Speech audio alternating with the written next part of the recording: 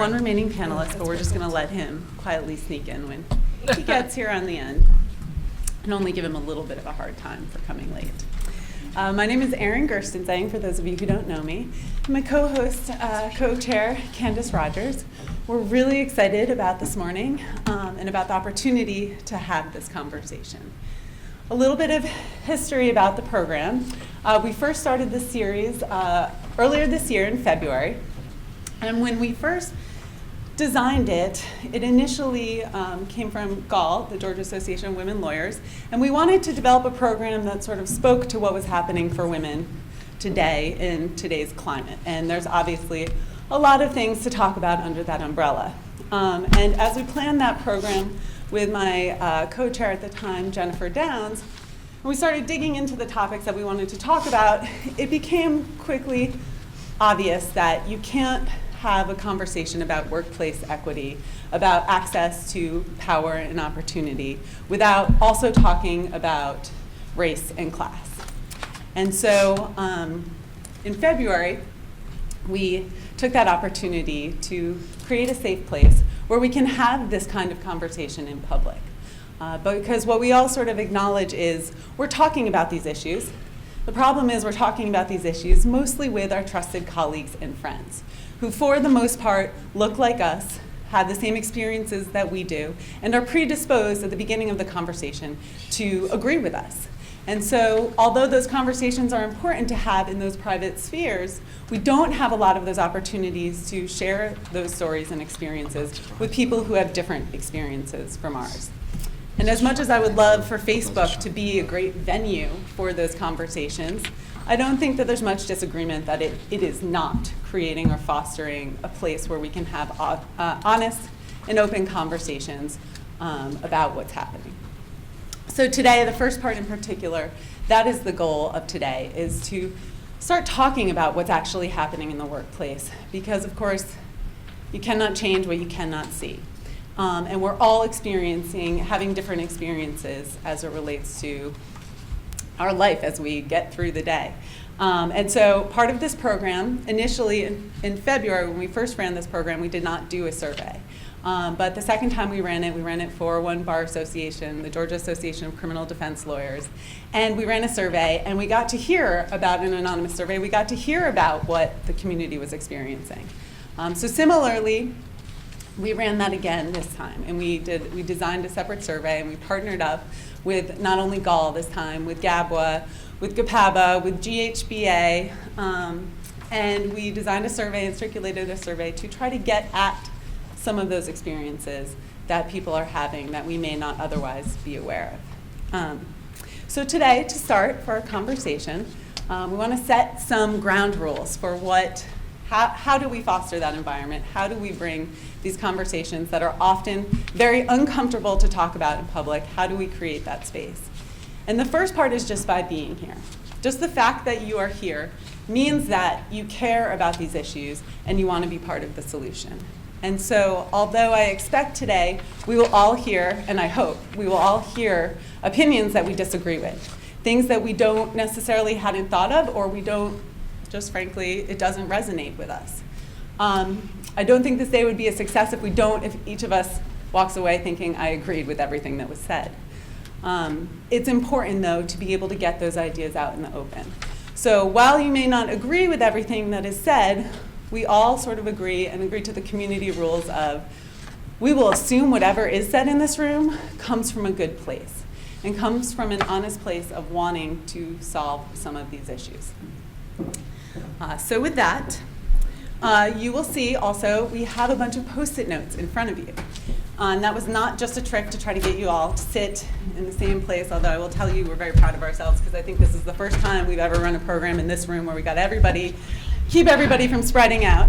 The second part of this program is going to be breakout sessions, where we're going to break up into smaller groups and sort of foster more of that conversation and with an aim towards trying to identify solutions. Because although in today's climate we can feel like these problems are so huge, and we watch the news and it can be demoralizing and you just want to turn off the news, it also allows us to lose sight of the fact that we do have power to change as individuals. We can influence the world around us. So the breakout sessions are going to be focused on identifying those opportunities. And the Post-it notes we're going to use in the breakout sessions. I want you to use them, though, in this first part of the morning as well, because as we talk about issues, something may stand out at you. You may be something you want to come back to. You didn't get the opportunity to share in the larger group, or maybe you weren't comfortable sharing in the larger group. The rule of the Post-it notes is one idea per Post-it note. So just keep a collection of them, because we will return to them in the breakout sessions, and we'll be doing more of that in the breakout session, but for the time being, feel free to use them as we go. I guess with that, we have all our panelists. Hello. Hi. So we're excited to have them here, and we will start with some introductions and introducing them, not in the, well, we can do the order that they're sitting in. We can certainly do that as well. Okay, so first, Latonia Hines, who's right here, who's someone who actually I've known for, I was doing the math, I think about 13 years. We've known each other. She works at the Cobb County Solicitor's Office. She's the prosecutorial liaison for the SunTrust Park at Cobb County Solicitor's Office.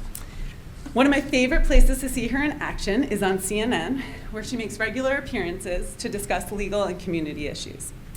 As I mentioned, we've known each other for 13 years, and one of my favorite things is watching her in court, because she is masterful at dealing with some of the most difficult personalities, and those are just the defense attorneys. And she does it with both determination and grace, which is not something we're all very good at mastering. Next, we have Dr. Falguni Sheth, who is a professor at Emory. She is actually the only non-lawyer. You have the distinct privilege of being the only non-lawyer on the panel. She is author of the books Race, Liberalism, and Economics, as well as Toward a Political Philosophy of Race. And she's working on, I think it's your third book, right now? Is that right? Her research is focused on continental and political philosophy, legal and critical race theory, and philosophy of race, post-colonial theory, and gender studies. As you might imagine, she is also cursed with being the smartest person in the room, no matter which room that she is in. And I'm so excited to have her here today. She is actually a repeat guest. She was here for our February panel. And I think it's important that we have these conversations in the legal community, because we are leaders, whether we know it or not, as lawyers. But we also tend to have we can be very myopic in the way that we approach things. So one of my favorite things about having you on the panel is hearing the things that we're talking about approached and presented in a completely different way than any lawyer in the room would think to talk about it. So Lauren Clayton is next, so Dr. Sheth. She now works at Wilson, Brock, and Irby, fearlessly representing her clients and advocating for the future of Atlanta city planning. I got to know Lauren, again, when she was working in the solicitor's office in Atlanta. What I've always loved and respected about Lauren is how fiercely she fights for our city and for the people who live here. She will walk in and wrangle the most difficult and contentious MPU meeting and tackle difficult yet important issues, including the threat that gentrification poses to our longtime residents whose voices are not always heard. Judge Lopez. Let me hand it off. Good morning, everyone. I have the distinct pleasure of introducing Judge Dax Lopez. Born in Puerto Rico, Dax Lopez moved to Georgia at the age of 6 and lived in different states throughout the South during his childhood. He obtained both his bachelor's and Juris Doctorate degrees from Vanderbilt University. On August 10, 2010, Governor Sonny Perdue appointed him to the DeKalb County State Court, where he presides over both criminal and civil cases. He also presides over the only Spanish-speaking DUI court in Georgia. Judge Lopez is a past president of the Georgia Hispanic Bar Association and also serves on the board of directors of the Georgia Association of Latino Elected Officials. Judge Lopez remains active in and committed to multiple civic and community organizations, and I had the distinct pleasure of working on his campaign, and I'm so glad to know him and to have him here today. Thank you.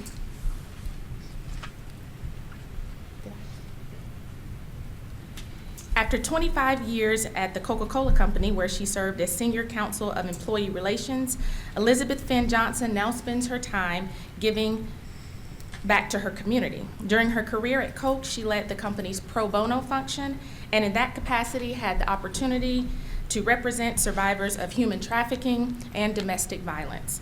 In addition, she was counsel to Coke's global workplace rights function, and in that capacity assisted in developing the company's human rights policy and strategies.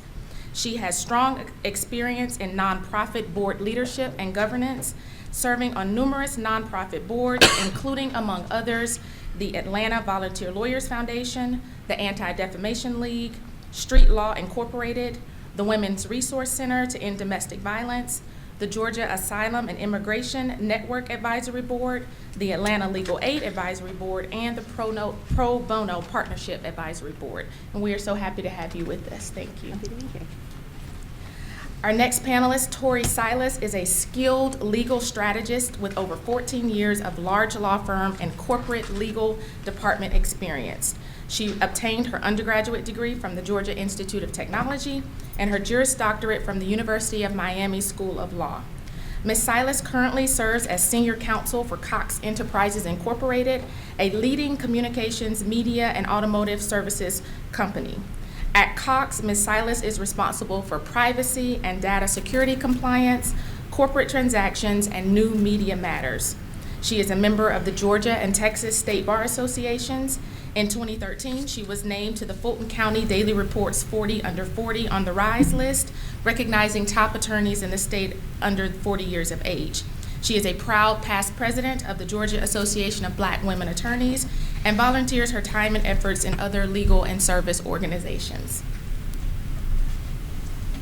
Finally, we have Sham Reddy, who's the Chief Transformation Officer at Blue Links Corporation, which is a company that is on the front lines of housing recovery, both explicitly and intentionally cultivates diversity as a core cultural value. In his own, quoting him, being quoted in one of the many articles that have been written about him, he is a big believer in collective intelligence, whether it be based on personal life experience, economic status, gender, race, creed, ethnicity. All of that will lead to smarter teams. Prior to taking on his role at Blue Links, Sham served as an Obama appointee as the regional administrator for the Southeast Sun Belt region at the General Service Administration. He also is a partner at Kilpatrick, I think when it was Kilpatrick Stockton still, but Kilpatrick Townsend and Stockton. We're so happy to have you. Thank you for being here. So with that, we're going to kick off the conversation. And I think we may try to, me and Candace are going to try to figure out a way that we can still stay on camera, so we may end up on the floor, but I think we will start off while we're getting the mics ready up here, or at least I will. So when deciding how to start this conversation, where do we start, and where are some of the most important issues, what me and Candace decided was we'd start with a story. I would share something that happened last week. I had the privilege of being in New York last week to talk to a group of lawyers, much like we're here today, about diversity. New York actually has a new requirement for all of its lawyers that they sit through an hour of diversity training every year in addition to ethics, and we have professionalism. And so we got to have this amazing, I'm from New York originally, so I always love to go and be with my people and talk to them about some of the things we talked about are the funny differences between the South and the North. But we got to have a great and candid conversation about what's happening in the workplace there. And at some point, there was a gentleman in the audience who raised his hand and said, about when we were talking about these gender issues, he said, I supervise a bunch of attorneys. And recently, we had a judge who was chastising one of the female attorneys that he supervises, and he used the word histrionics. He said, counselor, I've had enough of these histrionics. To which the supervisor, he said, look, my impulse was to stand up and defend her and say that's not an appropriate word to use. There's other ways to handle this conflict. And his question to the audience, to me and more generally to the audience was, I got pushback from the people that I was supervising, from the woman, hey, I don't need your help. I don't need you to come in with a super cape. I can defend myself.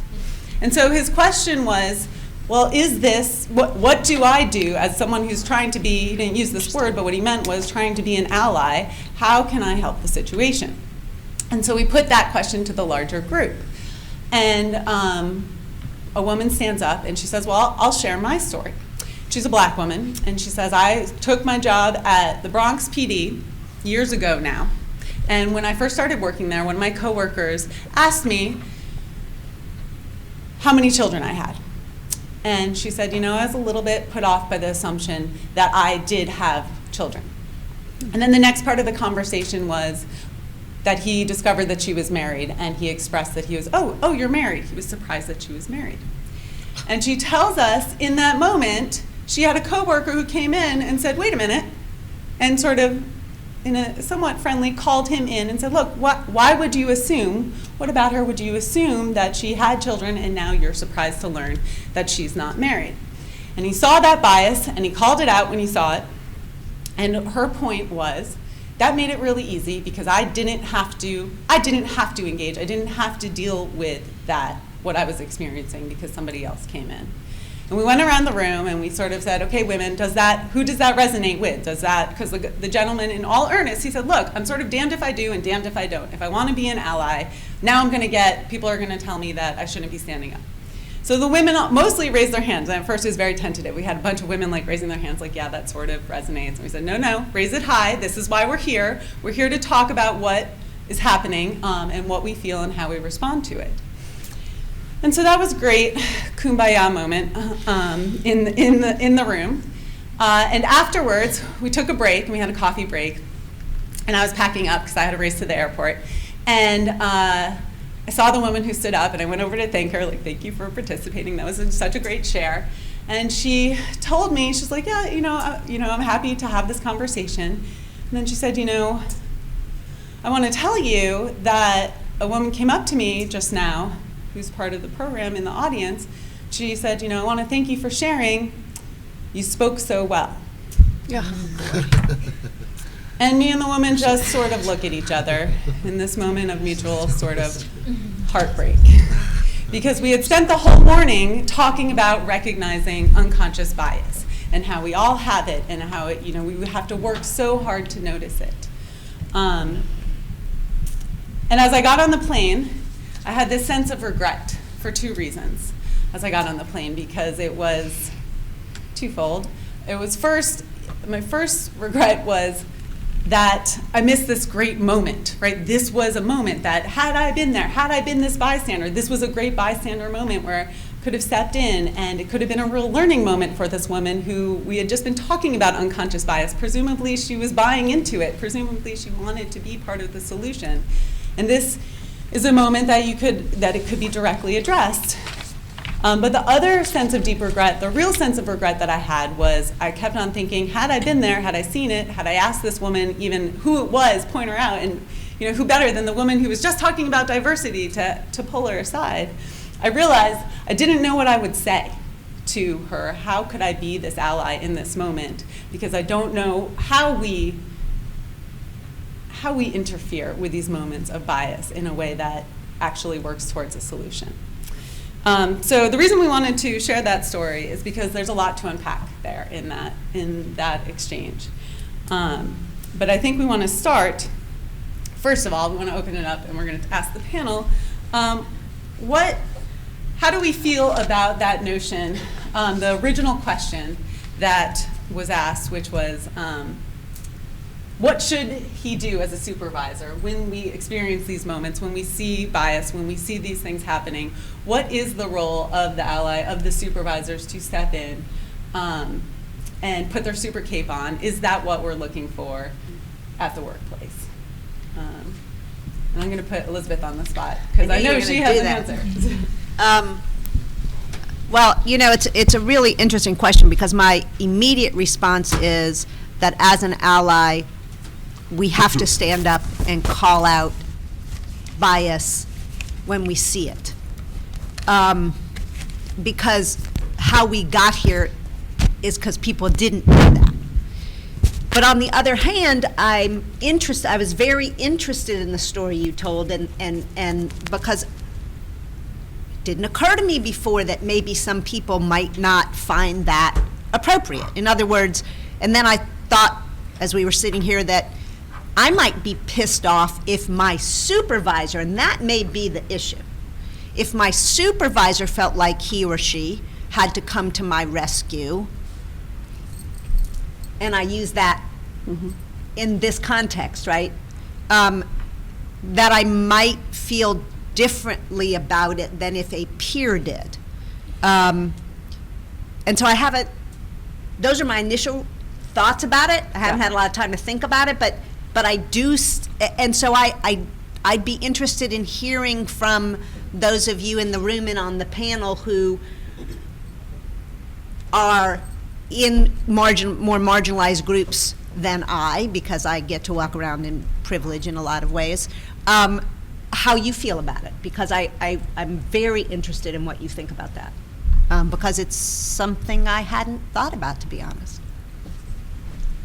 Well, I will point to one distinction here, though, and I'm not sure. I don't know what the answer is. I mean, I actually think that having a supervisor step in rather than a peer is a better thing. Maybe. But here's a difference in the two stories. One is about intervening with regard to racism, and the other one is intervening with regard to gender bias. And I think those might actually be different. Not always, not singularly, but in the sense that there might be some sense of needing to kind of empower oneself in the case of the woman who objected to having her male colleague or supervisor intervene. But I will tell a story that might actually, I don't know if it'll provide anything, but here's a story.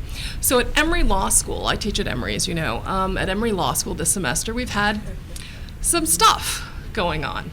And in particular, some stuff. I'm glad you're telling this one. What are you talking about? Just a little stuff.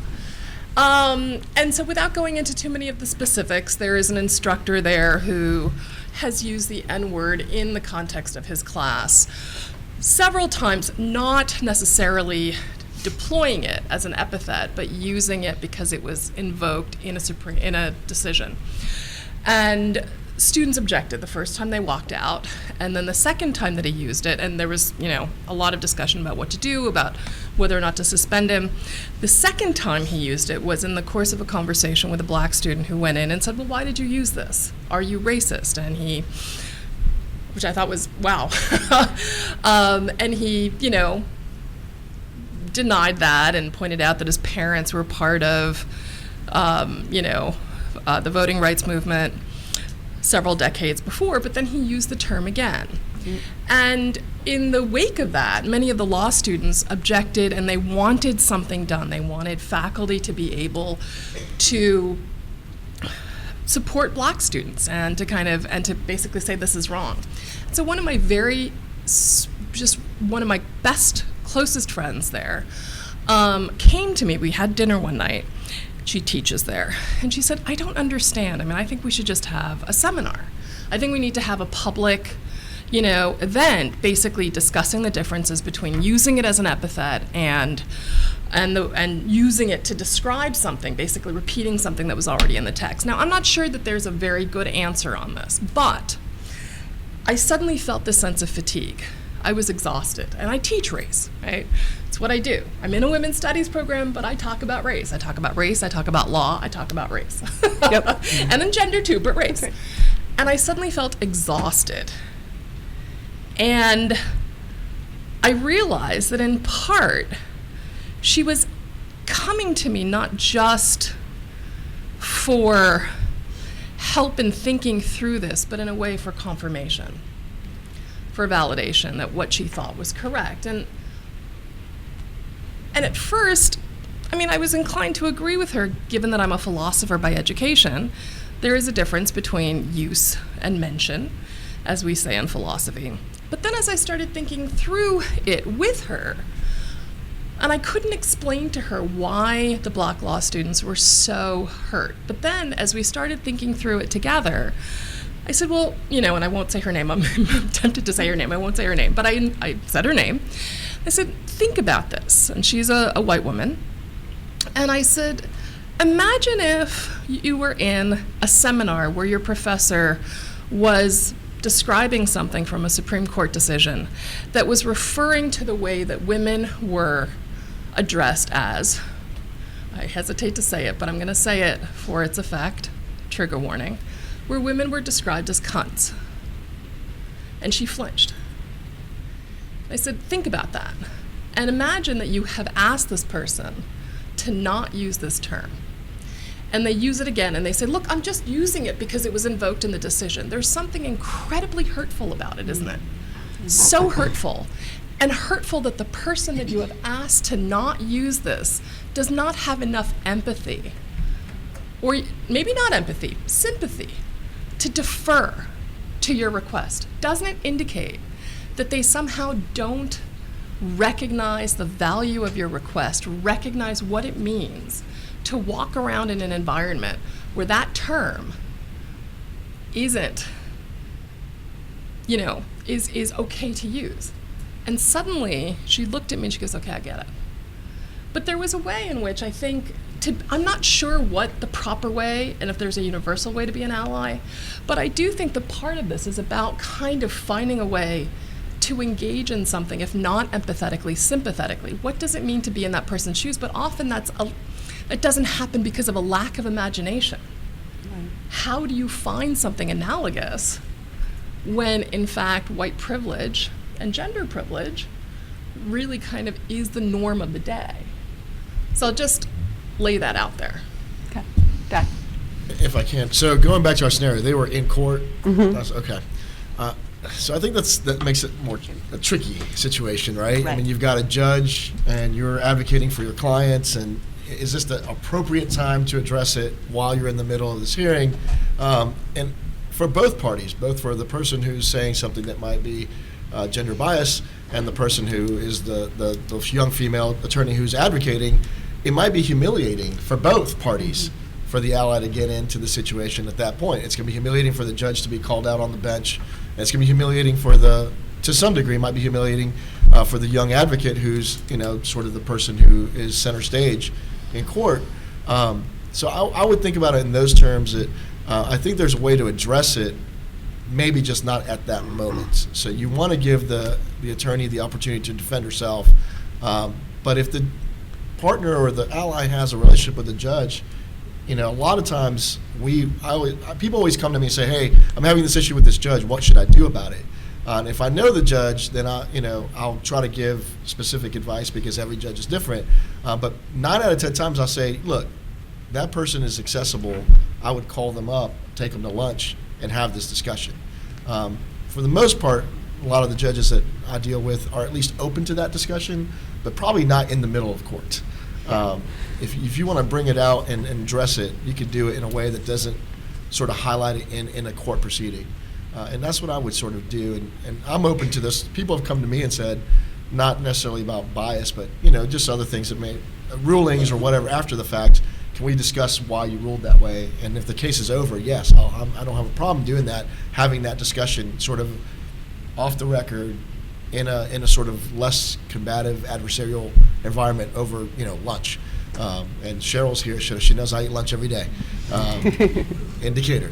So that's probably I was trying to think about at least the context you're in and try not everything needs to be called out the moment it happens, especially in that situation. But certainly things that need to be called out should be called out appropriately. And that's why the student going to the professor afterwards is saying, let's talk about this in the office setting. I think is appropriate, an appropriate use of time, maybe not directly in the classroom, maybe not directly in the courtroom. I don't have the right answer or a great answer, but you should think about the context in which you're addressing the situation. Yeah, that was the one thing that I wanted to add as well. I don't believe that there is a bright line rule. I think it's really a matter of context. Think about the environment. Think about who the parties are. Is this the manager? Am I a first-year associate? Have I been practicing 15 years? I may be a little bit more apt to stand up for myself, excuse me, if I've been practicing 15 years and I'm in an environment where I know I've got perhaps a longer standing relationship with the person that made the offensive comment. But as a first-year lawyer at Paul Hastings, I probably wouldn't have wanted, I probably would have wanted someone to stand up for me. I probably would not have stood up for myself in that context. And I think that also goes back to ensuring that we identify and try to find those allies. Those allies aren't always there. I mean, I often talk about one of my mentors, a gentleman by the name of Mark Taylor of Taylor English Duma. he's a great guy, not exactly the mentor and the ally that one would necessarily associate him with me. I'm a black woman lawyer. He's a white male lawyer from, I think, like Virginia. I mean, not at all who you would tend to think that, would be like one of my biggest cheerleaders and an ally that I could absolutely reach out to. But he's definitely the person, that I look to. So I think it's really a matter of context and, trying to be certain that, in this environment, okay, what are the dynamics in this environment? Bright line rules, in my opinion. And I would agree with that too about the context, especially because of the courtroom setting and like what Judge Lopez said. The problem is that when you have these situations come up and you want to address it, sometimes if you address it right then and there, the persons are not going to be receptive because of where you are. Mm-hmm. They're not going to be receptive to you addressing it. And so I think it is more appropriate, if, especially when we're talking about this courtroom setting, take the time later. If you have someone, if it's a judge like Judge Lopez where you can go and talk to them, great. If not, there's another colleague of theirs that can go and speak to them. And I think it's very hard, like Tori was saying, if you are a junior associate, if you are one of the younger attorneys and something is going on, you don't feel you have the platform to be able to stand up for yourself, or you're worried that it's going to cause too much attention to you and it's not good attention, and it might ultimately, you're the squeaky wheel, it might ultimately stunt you from being able to go further. And I definitely wholeheartedly agree with Tori. Have yourself a mentor, somebody that you can go to give you advice when these situations come up. A person who helped me out, and I mean, like, so wonderful, Averita Hansen. A lot of you know who Averita Hansen is. I mean, this woman, I could call her up. She used to be here for the Chief Justice on Professionalism. I could call her up in any context and say, hey, I'm not sure how to deal with this. I've had an issue that deals with, I think there's an overtone of some type of race issue. I'm not comfortable, but how do I address this? And I'm in an office. I mean, I'm in Cobb County. I'm in an office where I am the only black female in the office, and whether or not and it's been that way, like maybe people go in and out, but I'm the staple who's there, and you deal with not only and I don't even know if it's like, I don't want to call it hidden racism, it's like people don't even realize it, they're just living their lives, and whether or not it's racism and gender altogether, dealing with the defense attorney who is not accustomed to dealing with you in a particular way. Or even if you're talking to defendants who might call and you're calling and they interpret, maybe you're not somebody who they think, and they're discussing things with you, and then when they see you in person, they're shocked or something. So it's good to have a mentor, somebody that you can talk to and be able to bounce that stuff off and feel that you're okay saying it and it won't be held against you. So these are all really reasonable responses, but there's part of me that lives in this fantasy land. Maybe it's not a fantasy land, but I would love to be in that world where we just started training these people and embarrassing them and just calling them out every single time. Just as simple, like, that's not appropriate. And at first they're, but I think that if that, became common practice, and I think that's the distinction, right? Inappropriate behavior versus, say, the first-year associate is struggling, stammering over something, and the supervisor comes in open court and saves her. That's a competency issue, right? That's the thing we're afraid of as women, is being looked at like, oh, daddy's coming in to protect me now. And that is tricky because it can look to another person, if he did stand up for her, that, oh, her daddy's protecting her. But I don't think that matters, because that's that person's worldview, and you're not going to change it anyway. But I think it's important to embarrass people. I really do, and I think that's the only way we're ever going to move the needle. My boss is one of the most well-respected, highly connected, political geniuses in the Atlanta metro area. Everyone wants to talk to him. Everyone wants to feel important by getting a phone call from him. And there is a particularly difficult prosecutor in a jurisdiction I will not name, and he wants the attention from my boss, and he does not want to talk to me, and he is horrific to me on the telephone. I don't think I've ever been as disrespected and demeaned by anyone except this person, and my boss called him up while I was in the office with him and told him directly that his conduct was inappropriate. And there was a sense that I was like, he's going to go back the next time I have to deal with him, and he's going to say, oh, go get your daddy. And you know what? I don't care. Because, like, I want it to keep happening. And so that's, you know, maybe that's a little more radical and maybe not super professional, but I would love to see that world. And there might be a fine line between embarrassing. There's some talk. We had a panelist who runs HR, and she talked about the difference between calling out and calling in. She says that there's ways to deal with those moments where you can have that same impact without embarrassing them, in much the same way you would discipline children. And when you send your children to school, you hope when they misbehave that their teachers would call them in and address the conduct in a way that allows them to receive that criticism and then do better in the future, as opposed to the calling out of embarrassment, and which is very gratifying. But it may also make it socially difficult to do that if you also want to keep the peace. So one other thing, we're going to talk about allies today. I think the easiest way to talk about these things, it's really easy to talk about it in theory, but the examples really help give us context and understand how we can recreate those good moments. So if anybody has stories to share about, hey, this was a moment where it really worked, where an ally stepped in, like Lauren's story, that helps us frame those conversations and react better in the moment and be better allies. I will say I was interested to learn that when they were trying to train for eliminating sexual attacks on campus.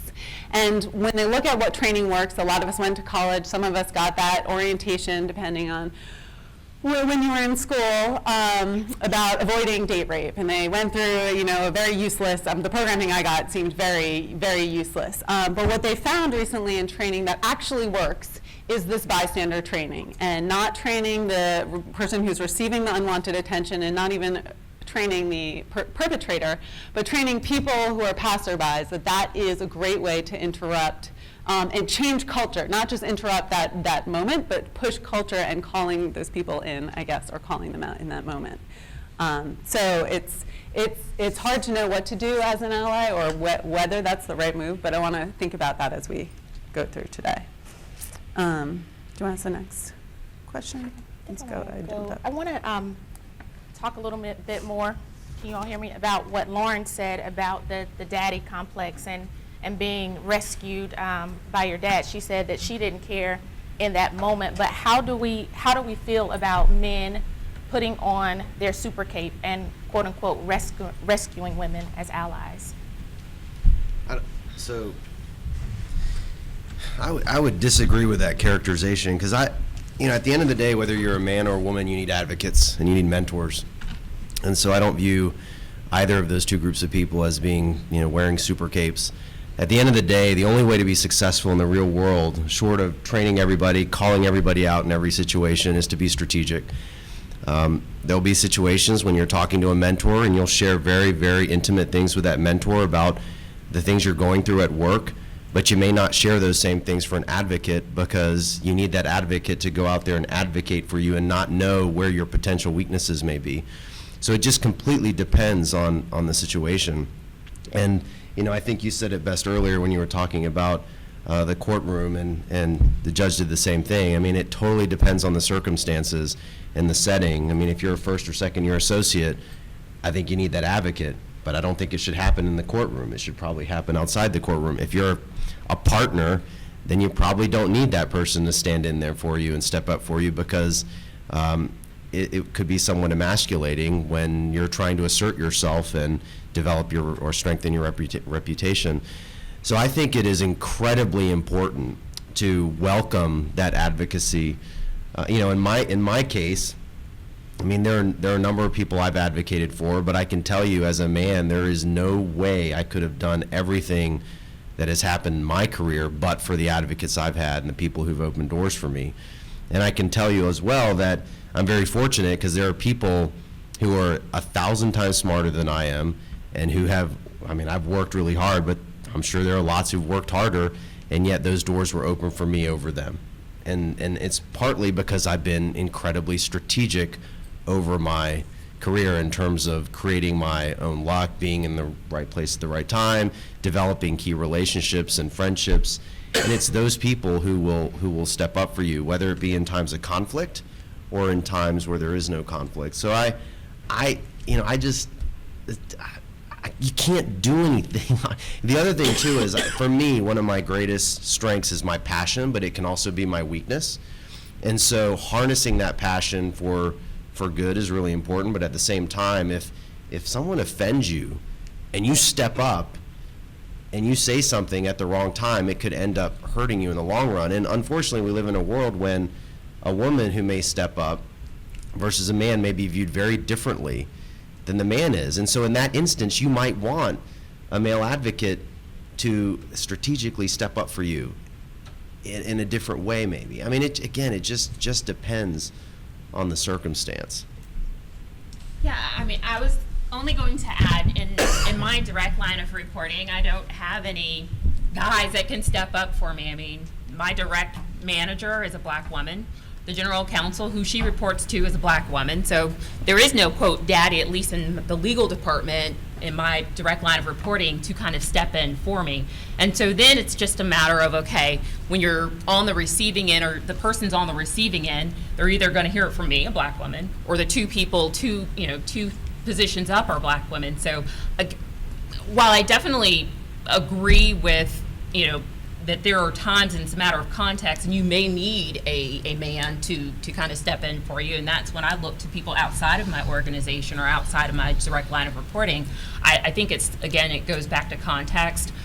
What is it that you're trying to accomplish too?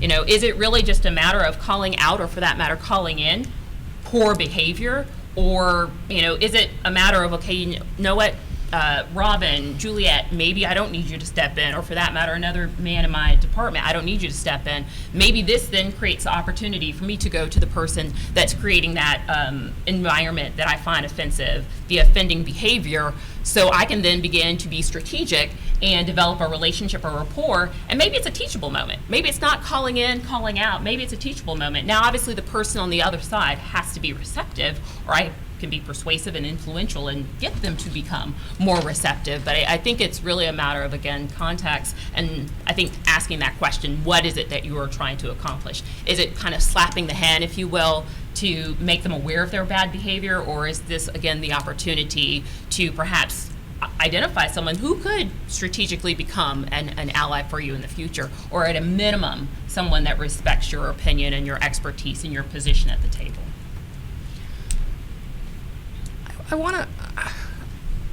In terms of the daddy complex, I'm not sure what to say here, but I do want to suggest, to go back to Erin's original first question, in the case of this fellow who said, well, you're damned if you do, you're damned if you don't. It feels like the stakes are so high, but they're not. He made a mistake, apparently. It seems to me that that's one of the risks that you have to take, right?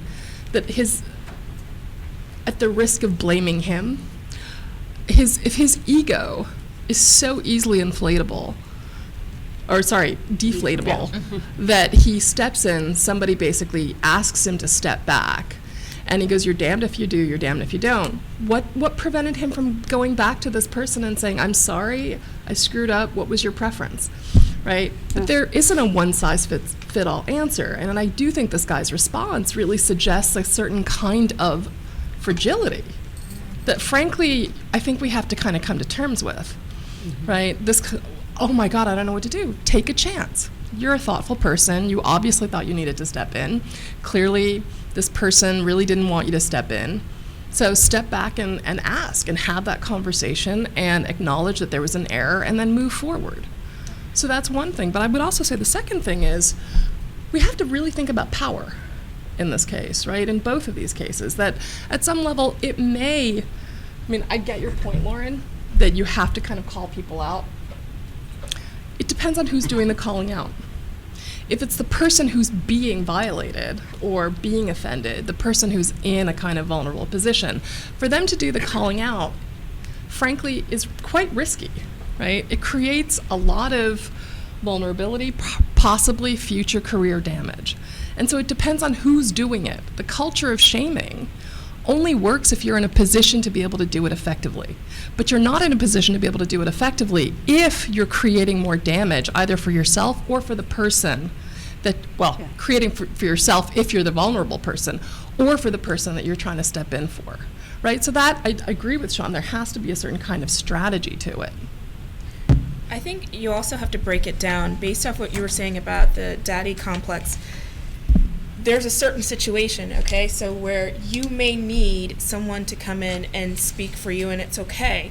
When I look at what you're saying, there's a difference between if you are in a subordinate position, somebody is giving you a hard time who is in a bit of a higher position or something like that, and you need your boss to come in and speak, because they're going to listen to your boss better than they're going to listen to you, kind of like what sort of happened with Lauren. They're going to listen in a better way. Your boss may be a male, or in Tori's situation, it's a female that comes in and they speak. So that to me is a situation of a supervisor, you are in a lower position, needing somebody to come in who is of higher position, who basically is saying, I support her, you're not, or her, you're not going to, I'm not going to fire this person, I support them, and if you want to deal, then you've got to deal and do the right thing by this person, right? So that's like a supervisor subordinate.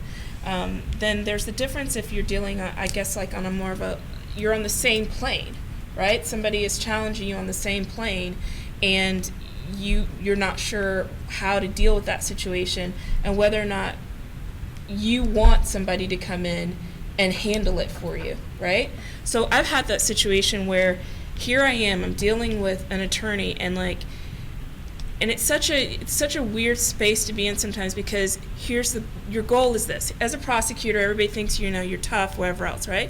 But then you've got the line of like, I'm not the angry black woman, right? You're trying not to be the angry black woman, right? But there's ways to get people in line, without being. You're fighting so many stereotypes. Angry black woman, female being emotional, all these other things. And you're dealing with somebody. I've dealt with attorneys who literally, I think that they want to fight with me fight like a man or whatever, right? And I one time with one of the attorneys, he is so disrespectful to me in the courtroom. He is just going at it like, I'm like, do you want to pull out fisticuffs or something? I have an attorney over here to the side, one of my male colleagues, and I see him from the side, and I said, and there's like a voice, and now I'm not going to start preaching or anything like that, but my faith is very big to me. So I'm like, I hear a voice, because I'm like, okay, Lord, what do I do? This guy is just losing it, And so I've always had the opinion, when somebody gets up here, I just chill, right? Because you're the one losing it. And everybody else sees you losing it. So the last thing I need to do is be showing the same thing. And I just said to him, because the only issue I could figure is this, and this is just me interpreting. I'm not saying this is the most professional thing to do, but in this moment, it was the best thing that I thought to do to de-escalate what was going on. And I just said, because he does have a reputation about how he deals with women. And I just said, you just don't like women, do you? And I kid you not, he just, boom, done. I didn't yell. I didn't, what do you call it? Because I had tried everything to de-escalate. Tried everything. I'm like, do you want me to change this around? I'll accommodate your client's schedule. I'll accommodate your schedule. You're just just getting really hyped up. And I just said, you just don't like women, do you? Boom, done. And I'm not saying that that's what you have to do in every situation. It's not necessarily the most professional thing, but I had tried everything, because I'm trying to be in a professional situation. I'm not yelling at you. Erin will tell you, I can be very sarcastic. I can be sarcastic. I believe in doing things in a witty manner. But I was just like, this is insane. This guy is literally just losing it on me. If you would have seen the way he was talking to me, it was some of the most disrespectful ways. And other people, even I had a defendant after that come up to me and said, man, you handled him. I'm like, a defendant is sitting there seeing this guy losing it on me, and a little voice just said, just say that, and I said that, and it just, boom. So it's a hard place to be in. as a female when you're dealing with these type of situations. And I always like to hear how other people would deal with it too, because you don't want it to be the situation where I've got to wait for a guy to come in here and answer this, because there may not be a guy around to be able to do it, right? And you also want to make a point that to this person, you're not going to treat me any kind of way, you know? You may not like me, I may not like you, but we will be professional in this situation. And so I open it up at some point in time to figure out, how do you deal with that? How does anybody else dealt with when you have gotten a person and you are trying your best to be as professional as you can, but you know that there's certain perceptions if you behave a certain way. If a guy would have gone off on him the same way he was going off on me, I kid you not, there would not have been this perception of being emotional, being, angry black woman. It wouldn't have had that. And so I always am very interested to see how other people deal with things. I'm glad that you bring that up, because there is power in that. That's part of the problem that we have, is there's power in directly challenging it in the moment. That's one of the best places to change behaviors, to catch people, especially in that unconscious bias moment. It's unconscious bias because they don't always see it, but you can't deny it in that moment, or it at least stops him in his tracks. The problem with that, and we see this with sexual harassment as well, is that when these moments happen and you're receiving this behavior, which is just socially aberrant behavior, right? Let's just call this is just socially unacceptable behavior. The physiological response is inevitably to freeze. So we see this with sexual harassment, where they say, oh, well, this couldn't be happening because they didn't say anything. They froze in the moment. Even though the way that we address and affect this behavior, it's so much easier in that moment. When you catch them in that unconscious bias moment, that they have to confront it and can't justify it or wash it away or say that was something different. And I think that's where this notion of allies come in, is if we want to, because ultimately there's one goal of, I'm receiving this mistreatment and it sucks, and I want to figure out a way to deal with it, but there's this other question of, how do we push society forward? Because right now what we have is, these are taboo topics to talk about. It's taboo to call someone out for being sexist or being racist. It's taboo to do those things, but yet it's still happening, and we're not moving the dialogue forward.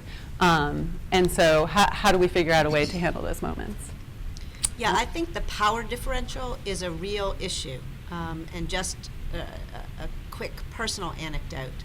When I was a young lawyer at Coke, a peer made a comment. I was standing in his office, and actually we were behind his desk to do a conference call, because the way it was set up at that point, his phone was, on the back, and so I went behind his desk, and we called this person, this other colleague, up, and he goes, "Hey, I've got Elizabeth Finn Johnson behind my desk with me."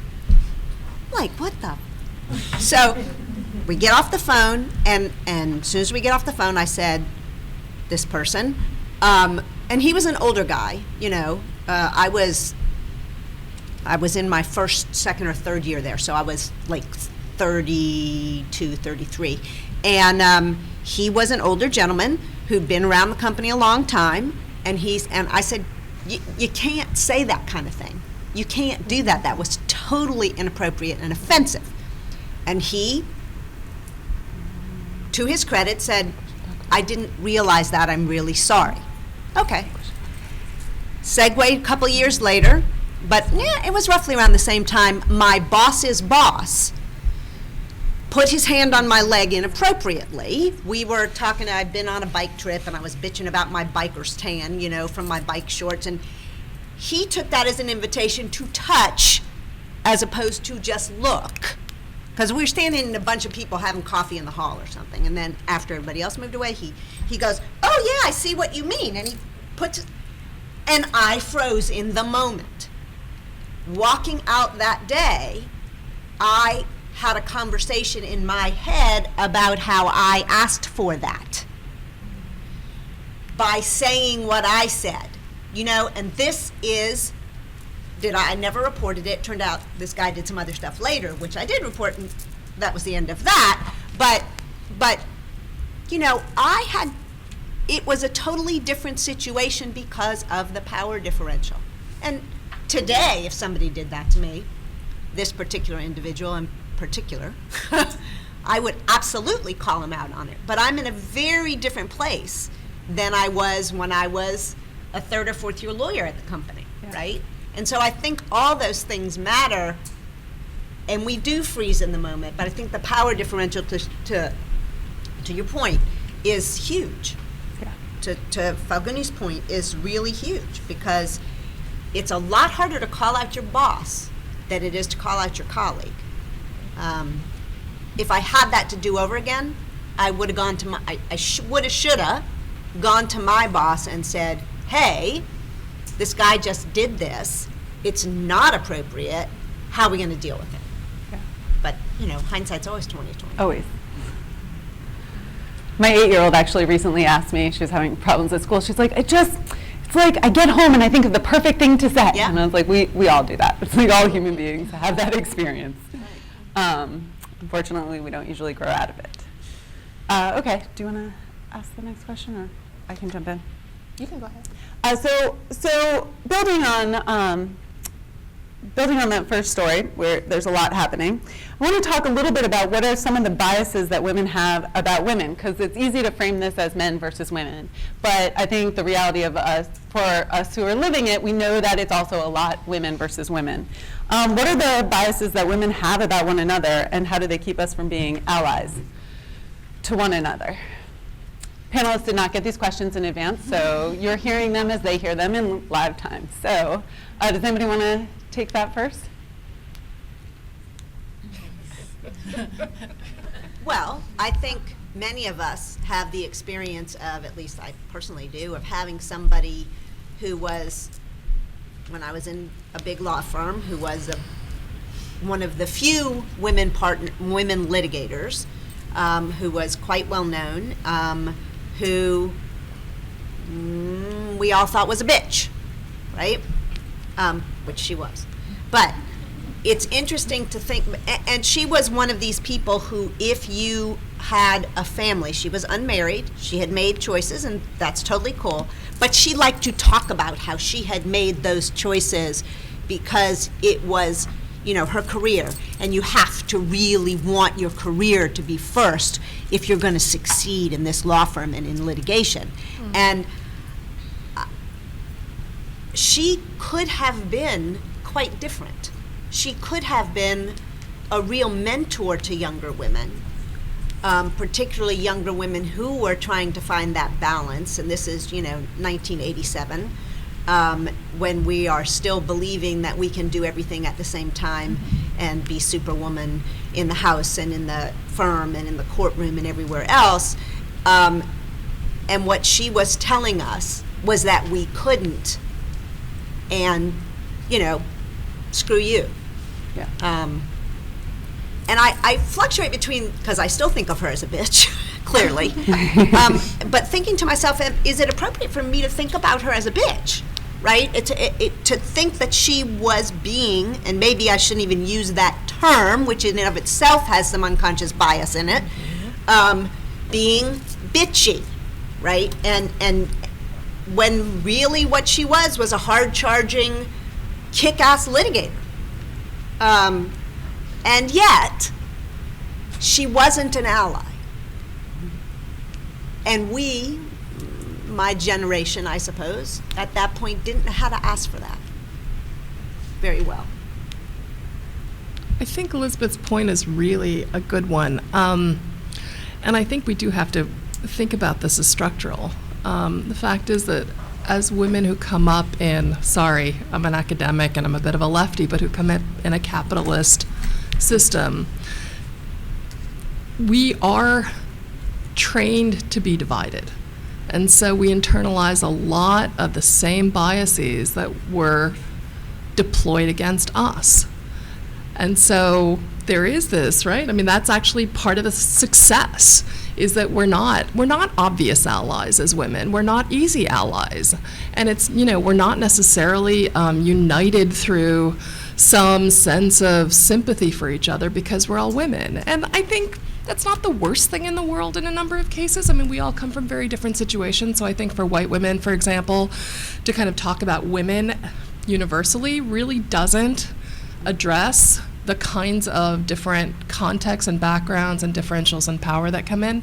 But I think we also have to keep in mind that we haze other women as we come up through the ranks, using the same kinds of obnoxious, harmful, powerful stereotypes that are deployed against us. So to speak out assertively, aggressively, means that you're a bitch. And I would say that's a term, that I wouldn't use against other women, precisely because it, and Elizabeth, I actually really appreciate your point for what it's worth. So this isn't about you. No, I know. But I do think that when we do that, what we're doing is we're already internalizing the ways in which we are being weaponized to work against other women and even other women of color. So this idea that, for example, women of color have to be angry, right?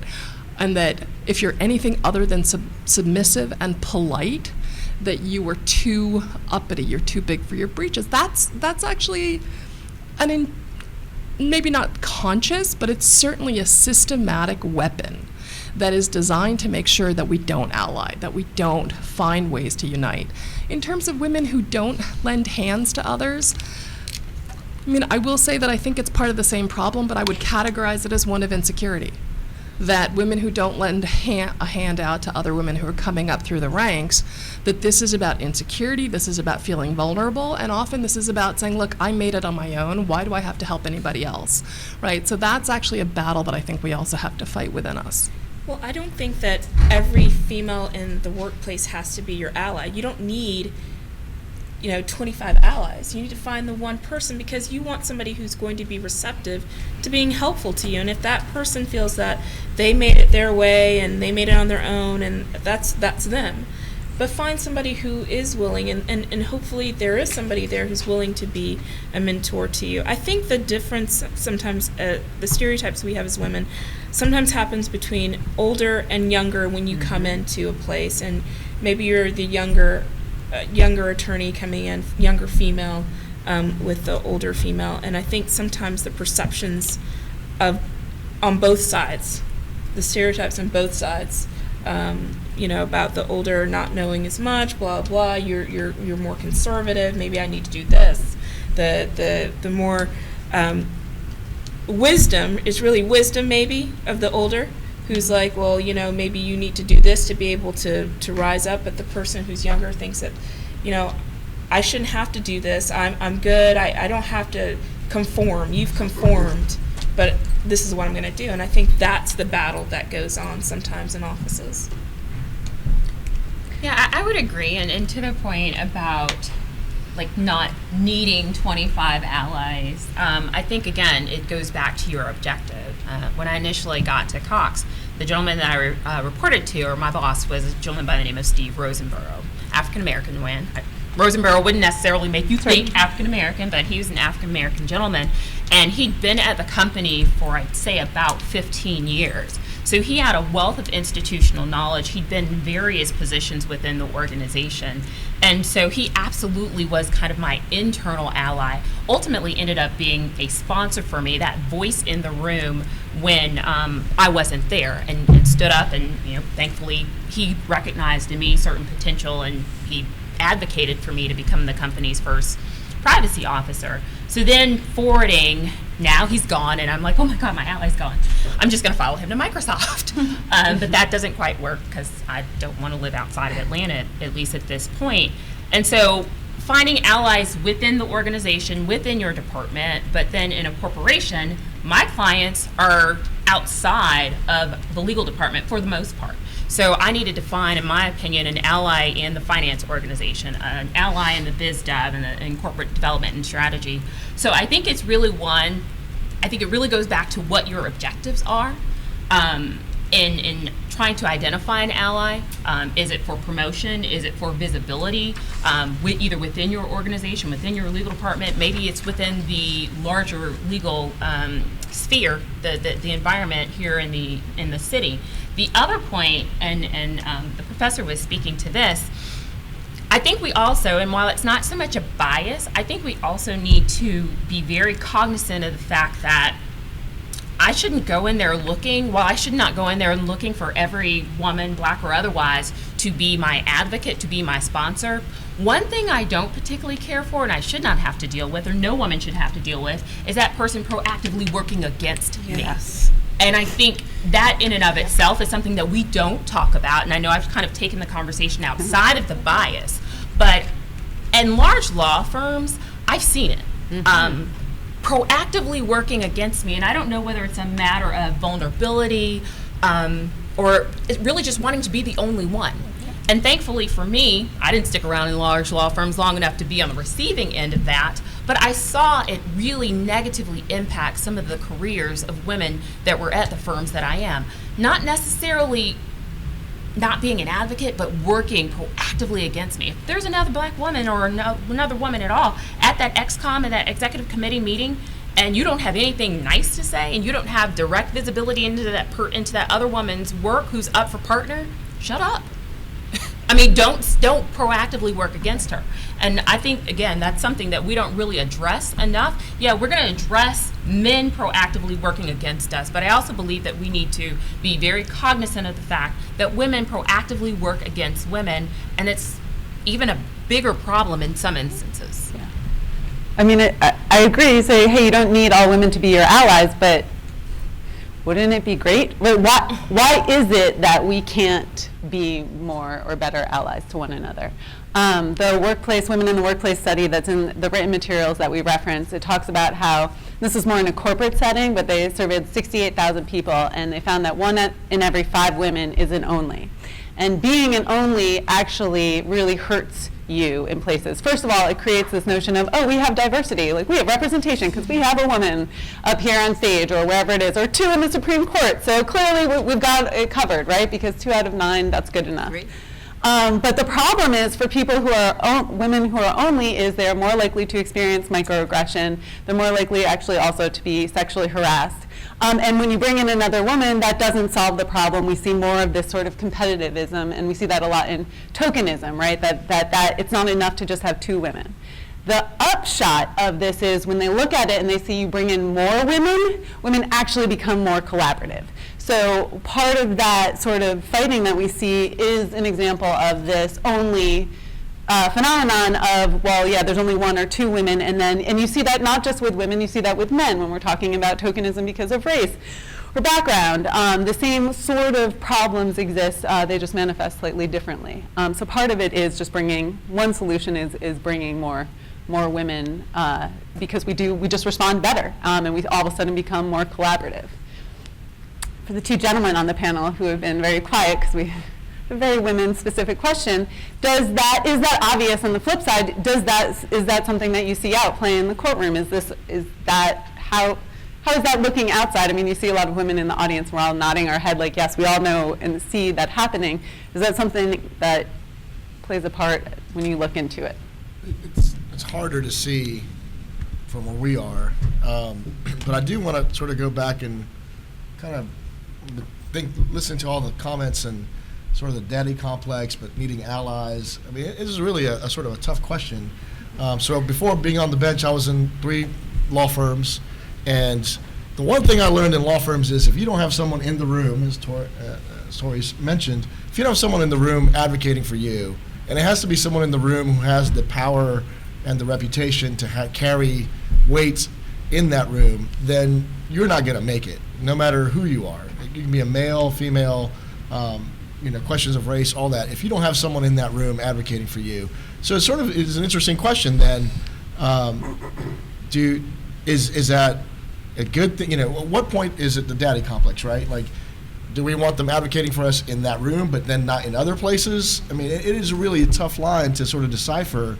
Is when is it too much? Should I be standing up for this person always, or do I need to let them, learn to deal with certain situations on their own? But it is for men of color, women.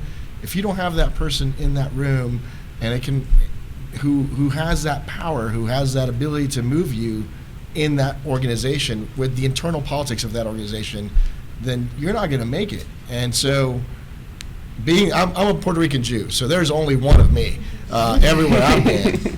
And so it's always been interesting to go to these large law firms and watch them sort of try to deal with me. Questions of diversity were always interesting when I walked in the room, because then they were like, what do we do with this guy? Because I remember, so I got to my first firm, and they were really big on, they had a race initiative, they had a female initiative, they had initiatives for everything, which I appreciated. But sometimes I don't think they understood what they were advocating for. I think they had these things just to have them, but not really understand the questions that we're talking about today. So they're like, well, we're going to assign you a partner mentor. I was like, awesome, fantastic. And so we got on the elevator. The litigation group was on the 21st floor, so why are we getting on the elevator? So we went down a couple floors to the corporate floor, and we walked out, and they walked, we walked through all the halls, and they walked into the room, and they put me with a partner who's African American. And I was like, I know this partner, think he's a great guy, but he's a corporate partner, and I'm a litigation associate. They're like, well, we don't have any Puerto Rican, we don't have any Hispanic partners in the firm, so we put you with this guy. The next closest. And I was like, do you have an old white guy who can teach me what to do in litigation? Because I'll take that person as my mentor. I don't have a problem being mentored by, or a woman or whoever, someone who takes an active interest in my development as a lawyer is what I'm looking for. Someone who's going to be vested in my development as a lawyer. And if you don't have that person, and I'll tell you, I ultimately left that firm because all the people who played those roles had left the firm. So the people who had played those roles in my life at that firm left. And it got to the point where I'm looking around and I'm like, I'm odd man out, and I don't have that advocate anymore. And I didn't feel like I could stay there anymore because I didn't think my advancement was based on my merit at that point if you don't have that person.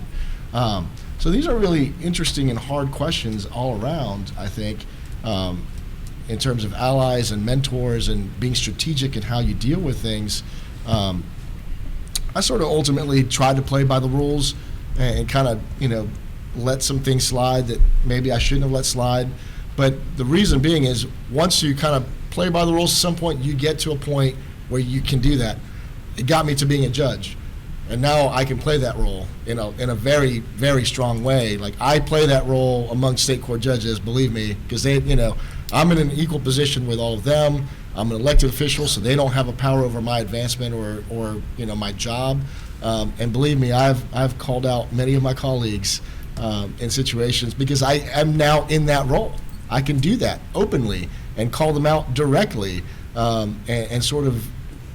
My first judges meeting, I got to tell you, first statewide judges meeting was eye-opening because there were some comments that were made flat out that I was like, holy cow. Like, you start, because this was a statewide meeting, there were judges from the whole state, rural counties, places where the judge is king, and they're used to just saying whatever's on their mind. And I was like, okay. So gotten to know those judges, and at that point, I felt more comfortable sort of saying, remember that thing you said about that? That wasn't so cool, buddy. And sometimes they take it well, sometimes they don't. And I don't care because I am now in that position. I played by the rules long enough where I am now in that position where I can do that. And I think to some degree, we all want to get to that position where we're in the room and we can call things out a lot easier. Yeah. You know what, I think, I just want to go piggyback on something that Tori said. I know that we talk about having the allies within the workplace, but depending on your workplace, sometimes you have to think outside of the box. And so I had one of the best pieces of advice I got from a woman who's in a very senior position. I'm not going to say what her position is, but a very senior position. She said, when you want advancement and you want to do things, you need to make yourself an asset to stakeholders, because those people will advocate for you. So they may not be within your office, right? I mean, I'm in a position now that never existed before. And the reason that didn't come from my boss necessarily. That came from the chief of police. That came from the county commissioners who went and interacting with them about the stadium and things like that. They were, oh, that would be great if we had somebody who did such and such. And sometimes you need somebody outside of your workplace. Maybe it's somebody outside of your workplace that sees something in you and that they can be your ally, who can go to your boss who's on the same level as them or who can be the person in there to speak for you, right? Like in Tori's situation, you're doing a great job by your client, all this other stuff. This client is somebody maybe of a powerful situation. They can be that voice as well. So I'm just saying, I'm not saying that you don't need to have allies, but maybe be creative. If you don't have 25 within your office, then figure out other ways, think outside of the box, and figure out who else do I need to be aligning myself with that can also speak for me, has a power position that I don't have, to be able to maybe help me out when necessary. That's Yeah, really smart, especially in terms of government, and maybe even more specifically a prosecutor's office, because I have seen people bickering back and forth amongst each other over, these 3 coveted top spots that we had in my office, and it just, there was no branching out. There was going to work every day and dealing just with the people in the office and all of the drama and everything like that, and these people were frustrated because they weren't getting anywhere, but it's because their mindset was like, I have to get somewhere within here, and they just, that's strategic and that's smart, and that's how you were able to get that position created for you. Yeah. And that's what you do. Yeah, I was going to point out, these are all great comments, so I'll keep my remarks brief, but at the end of the day, and I'm not as familiar with the things that women do or don't do, except in the context of maybe you're in a room and you're trying to decide work assignments, and sometimes you can get a feel for what they may be thinking with respect to, let's say, female associates or female peers. But I do know this, and that is, at the end of the day, the advocacy is important, and having those advocates is critical, because what you ultimately have to do is make sure people aren't making decisions for you because of their own biases. For example, if and I've seen it time and time again, where someone gets married and then the people who are in charge of assigning work then think, she just got married, she probably doesn't want this assignment, she's going to want to be in town. You got to have advocates who keep that from happening. And the list is endless. It is endless. I can give you example after example after example. And at the end of the day, what ends up happening over time, and I'll speak with respect to gender biases, is over the course of 5 years or 7 years, the men have thousands of more hours than the women. Their experience is greater. Their reps on deals is more. Their litigation experience out of town, in town, is incredibly more significant, and as a result, their chances for partner are much higher. Their compensation is much greater. And this is even more the case too in the corporate world. So at the end of the day, you've got to have those advocates and those mentors who are making sure people aren't making those decisions for you. And ultimately, that's what it comes down to, is you want someone to give you let me give you a story of a mentor of mine. Her name's Martha Brooks. She's the former COO and president of Novellus. And she likes to say she sits on all the boards that the men want. She's on the board of Harley Davidson, the board of Bombardier Jets, Jabil Circuits, Teach for America Care. I mean, she's just an extraordinary woman that I got to know when we were in Leadership Atlanta together in 2010. And she told me this amazing story of her time, I think it was at Novellus, where she was I don't remember what level she was, but she was in middle management. Maybe she was a director, maybe she was a vice president, I'm not entirely sure. But the company was about to do a big deal or do deals in Afghanistan and Pakistan. You can see where this is going, right? The people who were in the room were making decisions about who should be involved in those deals. Well, right or wrong, we live in a patriarchal society, and for the most part, she wasn't being included in the mix for those deals, even though she was considered to be the best at what she did. But fortunately, she had a boss, and I think it was the CEO at the time, who said, why isn't it Martha? Why shouldn't it be Martha? She's the best. She should be able to do it. The point is, they talked to her about it, and she rose her hand, and she jumped on it in a heartbeat, and she ended up crushing it, doing an incredibly good job, and it probably set her on a career trajectory that she may not have otherwise been on, but for that person in the room who said, wait a second, we need to make sure she's included in the mix for this. And I can think of analogous examples in the legal world where people, have been initially cut out of opportunities. So that just, again, brings me back to whether you're a man or a woman and how you treat associates, just recognize that there are there are people behind the scenes making decisions, and in some cases they think they're doing what's in your best interest, when in fact that doesn't matter. What matters is you should have the choice to decide what it is that you want to work on and not work on. And I'll end with this last point, and that is, in a law firm, and I've seen this, now that I've been on the other side, I can tell the difference. And even with myself, as I think back to making partner at Kilpatrick and having worked now with deal lawyers in New York, sometimes, I worked a lot. I mean, I worked all the time. But at the same time, there were people in New York who worked a lot more than I did, not because they worked harder, but because they had more velocity of deals than we do in Atlanta. They do more IPOs, they do more leveraged finance transactions. I mean, the list is endless. So at some point, you sometimes see that, wow, those guys have a 7th-year partner or an 8th-year, a 7th year, 8th year, or 10th year in a New York firm may have way more experience than a similarly situated person in Atlanta.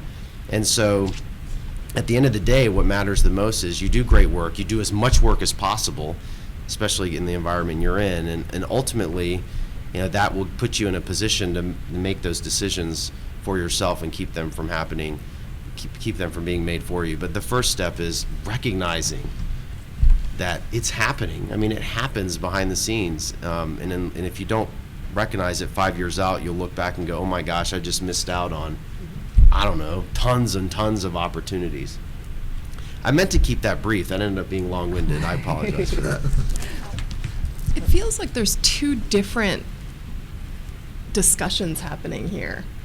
One seems to be about kind of professional advancement and alliance, finding folks who are advocates and allies to, as you're kind of moving through the ranks. But I felt like we started with a different conversation.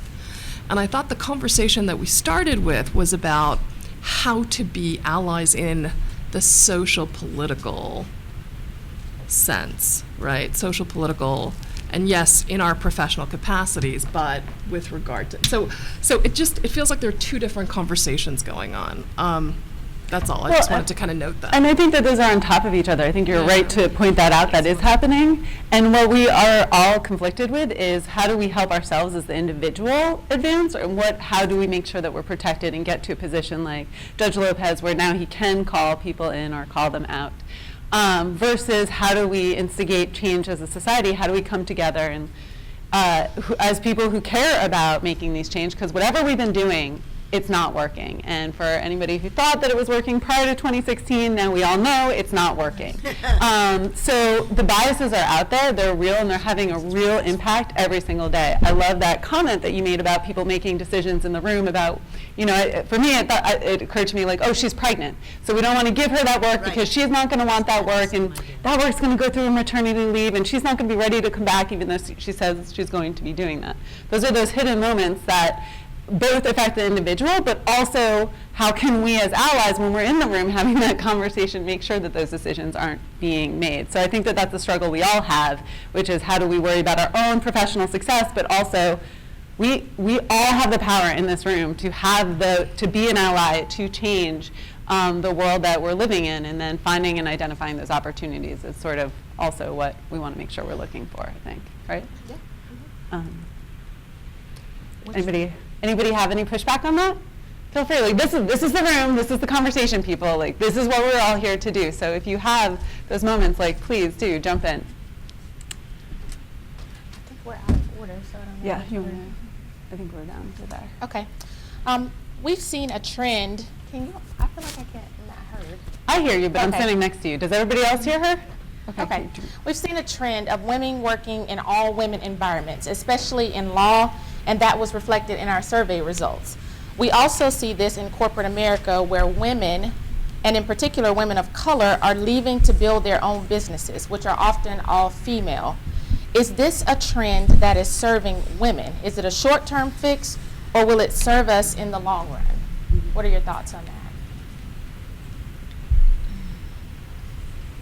I'm an only, so I don't know. I do want to think about some of the remarkable photographs that have been going around the internet of different jurisdictions. I think South Fulton, namely, being one, and then another jurisdiction in Texas, where the prosecutor, all the judges, and various other elected officials were all African American females, and the pictures alone are so powerful and amazing. And so I'd say we just need more. That's what we need. Yeah, I think it's a really interesting question to think about from a socio-political standpoint, Falguni, which is, if the only way that women feel that they can succeed, be seen, be who they, live up to their potential, blah, blah, blah, is to be in a women-only environment, what are we saying about the larger cultural milieu, if you will, if that's the only way that, and I struggle with that notion, right? I mean, I think, and having never been in an all-women environment, I think to myself, that would be so amazing, right? And yet, if that's the only way we can do this, we aren't changing anything. We're carving out a separate place for ourselves to succeed. This is also in some part, you could go back to a debate about women-only schooling, right? And what is it we're saying then about the larger society and how we function? And I'd love your perspective on that, actually. Could you repeat, what's the question?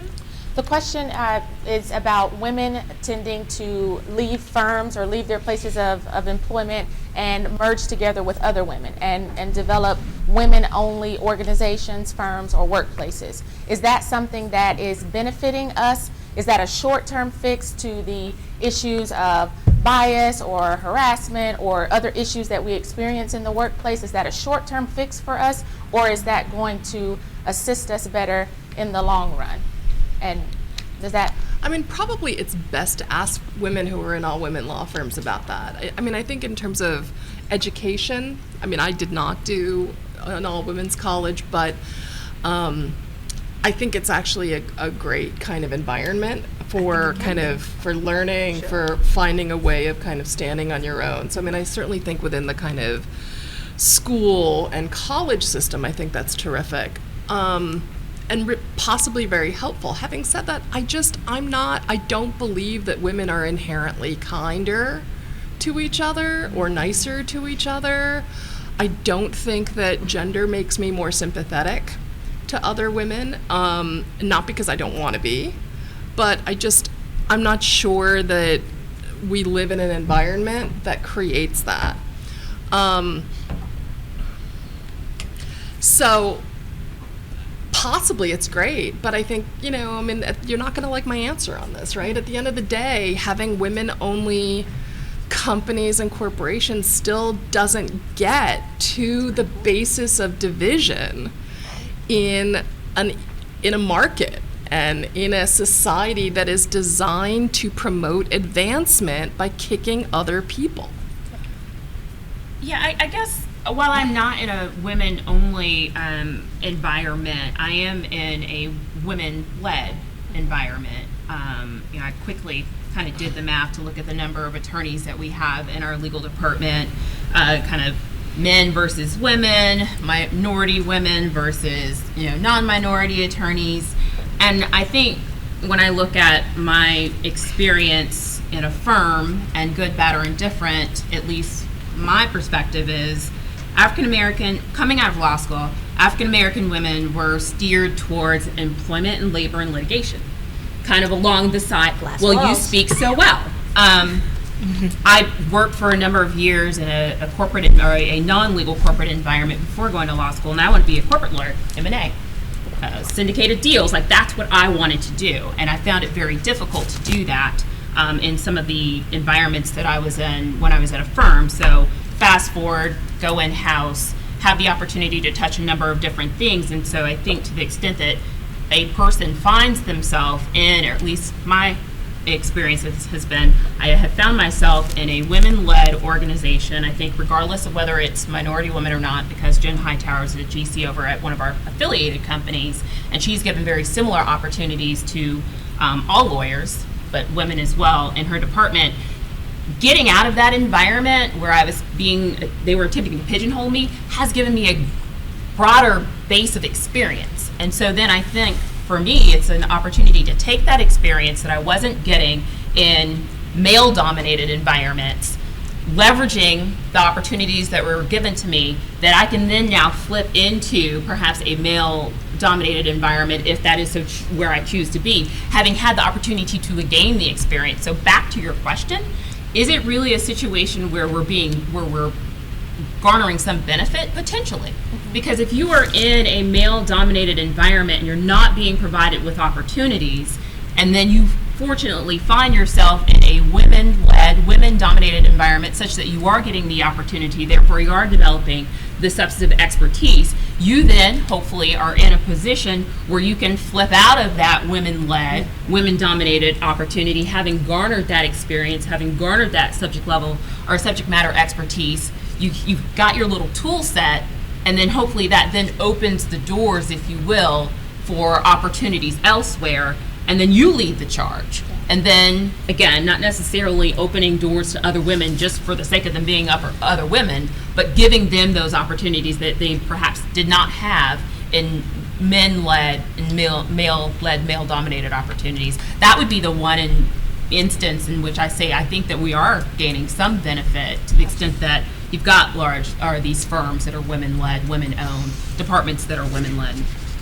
But it seems to me, and so Tori, I think that makes a lot of sense. And I think part of what's implicit in what you're saying is it has to be intentional. Oh, yes. Right? That there has to be a kind of intentional orientation towards, right, working with other women. Right. And kind of creating those opportunities. So maybe that's what I was missing. Right. I mean, I look at the 3 GCs I've had in the 2 corporate legal departments, all of them have been women. I don't know that it was intentional. I mean, as a 4th-year associate, I just wanted to get out of the firm. I'm like, oh, you'll take me? We're going to go do whatever you want me to do. And then, again, it was more so the opportunity, the substantive opportunity when I moved over to Cox, not so much that it was a legal department led by women. I found, this is purely anecdotal, I haven't seen the statistics on it, but it seems like a lot of in-house departments have many, many women, which intuitively doesn't surprise me, because firms aren't necessarily the friendliest places from a diversity inclusion standpoint, right? At least historically. I mean, there are major strides that have been made over the last decade, but it continues to be a work in progress. I believe you were the GC at Blue Links? Yeah, so I've been one of the subsidiaries or related entities? Yeah. So I've been the Chief Administrative Officer, GC, and Corporate Secretary at a company called Euramax, which was before I came to Blue Links 3.5 years ago. Came in as a GC, then became the CAO, GC, and Secretary, and now I'm the Chief Transformation Officer. I've held so many different roles in so many in a couple of companies, and then. What did the legal departments look like at Euramax? Yeah, so they're small. So at Euramax, I was the first my first in-house position was general counsel. I was brought in, and as a $1 billion private company, came in and pretty much held the GC role, but soon after starting, they gave me fleet, real estate, human resources, et cetera. I ended up pretty much running all the functional groups that weren't finance or accounting. At Blue Links, however, we have two lawyers, and 3 if you include the GC, and then a director of contracts, and then a person who's in charge of risk management within the legal department. Now, at Blue Links, I have run HR, IT, real estate, bunches of departments. But I'll tell you though, at Blue Links, even at Euramax, one of the things I did from a diversity inclusion standpoint, because I ran HR at both companies, I made it very clear that for director level positions and above, which is where we had serious gaps, that for the final list or the short list of 5 candidates for any of those positions, there had to be a woman, a person of color, a vet on that short list. And as a result of that, we diversified our leadership ranks at both Euramax and then at Blue Links. When I was hiring the legal department there, I included return to work. So specifically went out and tried to find female candidates who were coming back into the workplace, men and women, but it was 99 times out of 100 women. And so the legal department at Blue Links is all female. But in any event, it's those tactical things that I think leaders have to do in order to, I don't know how we got to this particular point, but to diversify a workforce, whether it be in non-legal positions or legal. But it does seem like, just when I've talked to my friends at Coca-Cola or Home Depot or companies with large legal department, Cox as well, that they tend to be, I don't know, they seem to be more kind of ahead when it comes to diversity and include, at least in terms of representation. Now, I don't have any insights into paths for advancement and kind of going up the various rungs. I haven't been in a company large enough where you have, I'm at a $3.2 billion publicly traded company, but we don't have, like AT&T has a 500-person legal department, so. How and we big is got there Cox? because I asked you the question, and the reason why I asked you the question, because I have followed your career, given the senior level positions that you have been in, you just made reference to the fact that you've kind of led or had these functional areas reporting to you, and we're talking about women in the workplace. Like, what is your perspective? And I apologize for putting you on the spot, but you just happen to be sitting next to me. And given your role, like, what is your perspective around some of the things that we've talked about, some of the results of the survey around gender bias and things? You said HR reported to you. So obviously HR would ideally be the organization, the function that's going to receive these reports. What was your perspective? Not asking you to speak to specific instances or what have you that may have come through the HR function that you manage, but what has been kind of your experience? What have you seen with regard to men reporting, women reporting, harassment, what have you? If you don't mind. No. I've seen a lot, and I've heard a lot. It's interesting. When the whole Me Too movement started, I can't tell you how many questions I got, both inside and outside the company. Questions like, "Can I have a conversation with a woman in my office alone?"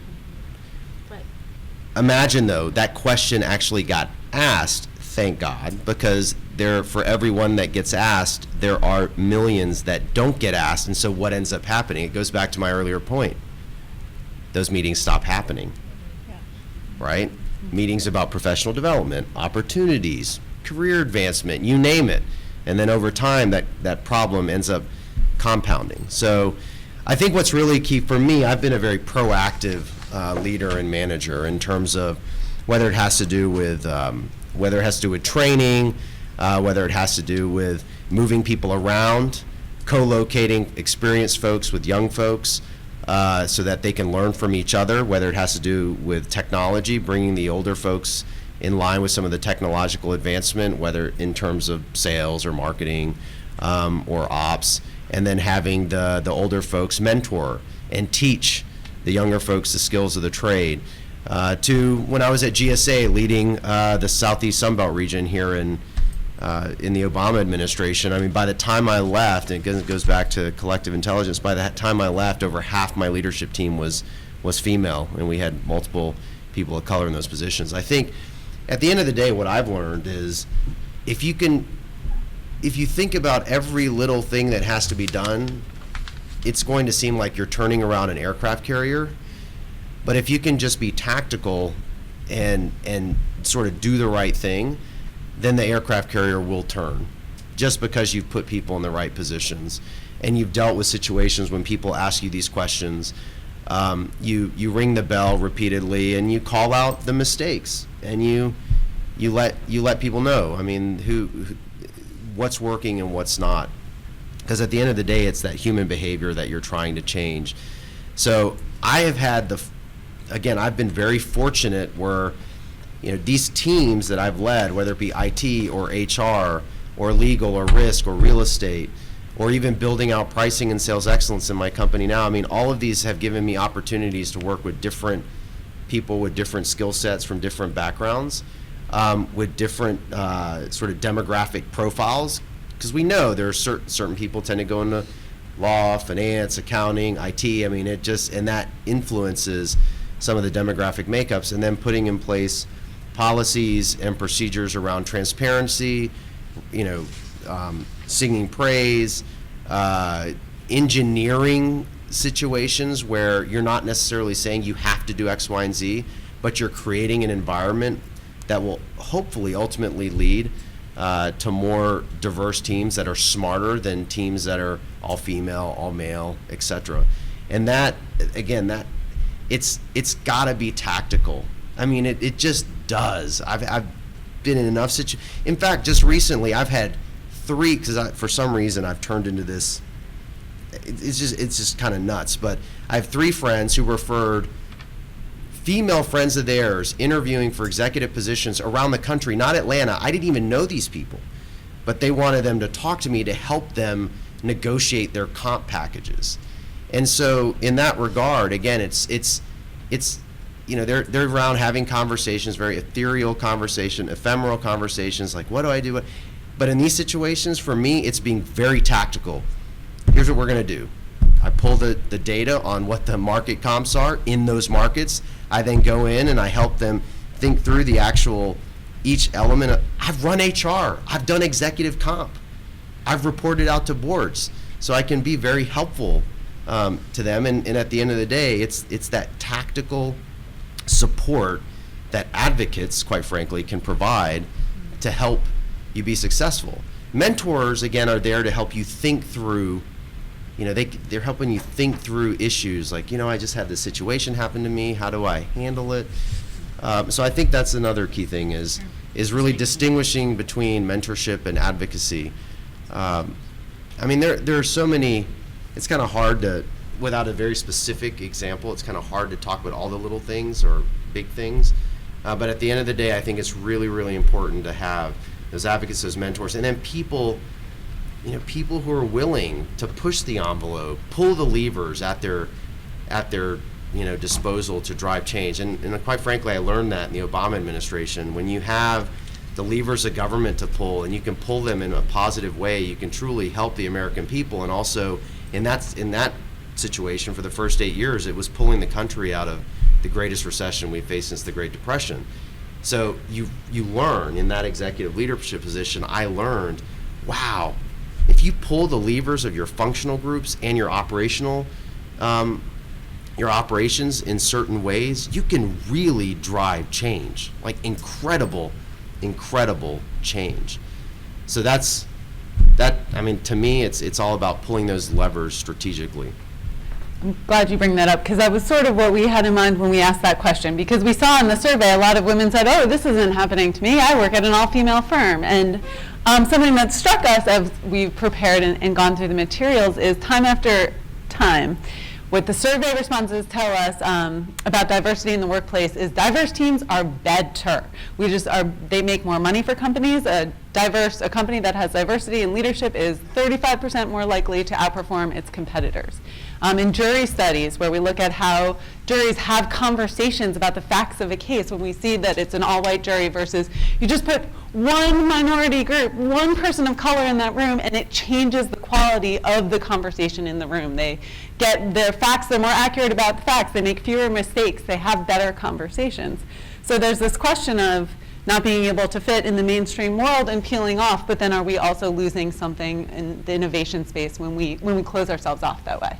We're going to take a break in just a couple of minutes, so if those of you sitting in your seats, if you have to go, go, but now that we have people who want to talk, let's go. I have a question about that. In terms of an all-female firm, I'm not a litigator, I'm not an attorney, but I'm looking at this from the perspective of maybe race and some of the challenges that we've had as African Americans.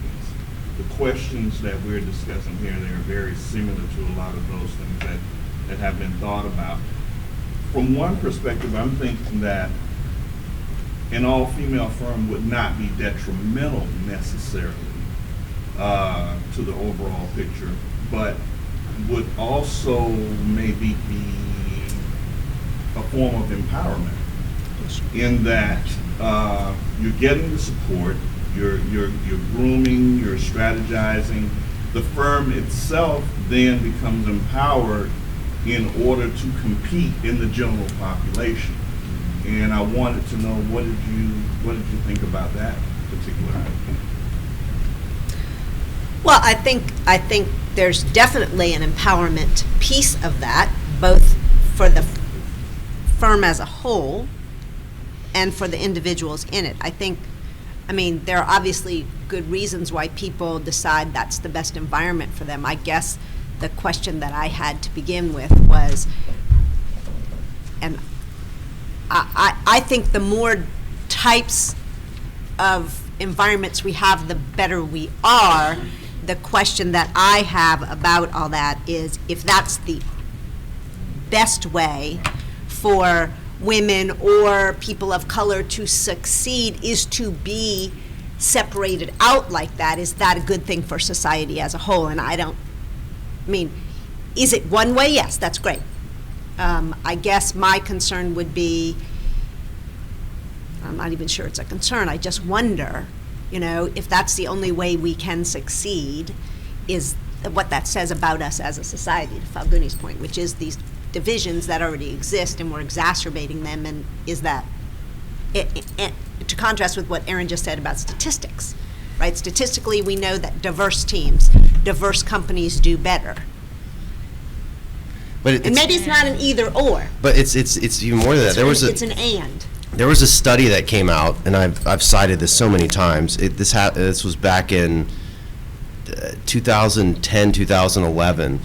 And it was conducted by researchers at, I think, MIT, Harvard, and it showed up in the Harvard Business Review. But essentially what they found was, they did this study where they added people to type A personalities, women, men, African Americans, Latino, whatever. At the end of the day, what they learned was the best way to make a team smarter was to add people who have skills of inference and social sensitivity, traits that women tend to have more so than men. And so, in fact, that study is what informed some of my decisions at GSA, which ended up being really helpful in turning the region around. And that's why, at the end of the day, over half my leadership team was female. And I really believe to this day that it did make a difference. And it has since served me since then, not just that, but even just experience. The more and more you see that having these diverse teams, and whether people of color, women, people from different socioeconomic backgrounds, it really is amazing how, and we are lawyers, you see this. I mean, we all approach problems very differently based on our life experience. Mm-hmm. It just is, and that for the bench, it's incredibly important that we have a diverse bench at every level across the entire country, because it is just we all experience life very differently, and that influences our decision making and and how we view life generally. So I've seen it work firsthand. I mean, it is absolutely true. Yeah, and I think it's true as well, and I think it's actually necessary. And so to the question that Elizabeth raised, is that success, if you will, if women, minority women are self-selecting out, if you will, from these majority environments and creating their own environments, if you will. Well, again, success from what perspective? I mean, I've got a really dear friend that left a large law firm, started her own law firm, and primarily all of the women lawyers, really the entirety of her staff and women are women, whether it's paralegals, whether it's staff, whether it's attorneys. So then you flip that to an organization like mine, an organization like Coca-Cola. Well, we're demanding that our legal teams are diverse. Right. So does this then give her an opportunity to work on Coca-Cola, one of the largest brands in the world, their work that she might not otherwise have had? Mm-hmm. You've got organizations like the National Association of Minority and Women-Owned Law Firms, and those organizations are creating opportunities such that women and minority-owned law firms are getting kind of these plum assignments, such that your litigation team is more diverse. then and the diversity perspective that you were just referring to that, is probably apparent in this study. Well, yeah, if we're going to bring a diverse group to the marketing, so I've got marketing lawyers that have a varied degree of perspective. So then they can then speak to, some of the required ways to get to the Hispanic group, the African American group, and because that's the thing, like with Coca-Cola, you want them drinking it. And so am I the right person to bring to bear the correct way to market to Indian Americans?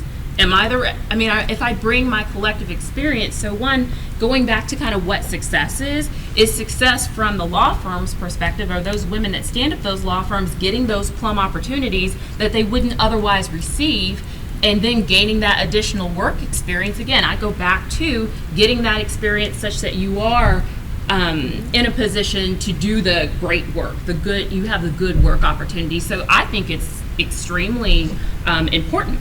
And I know that, my company, we demand of our law firms and that they have diversity in their, the lawyers that are doing our work.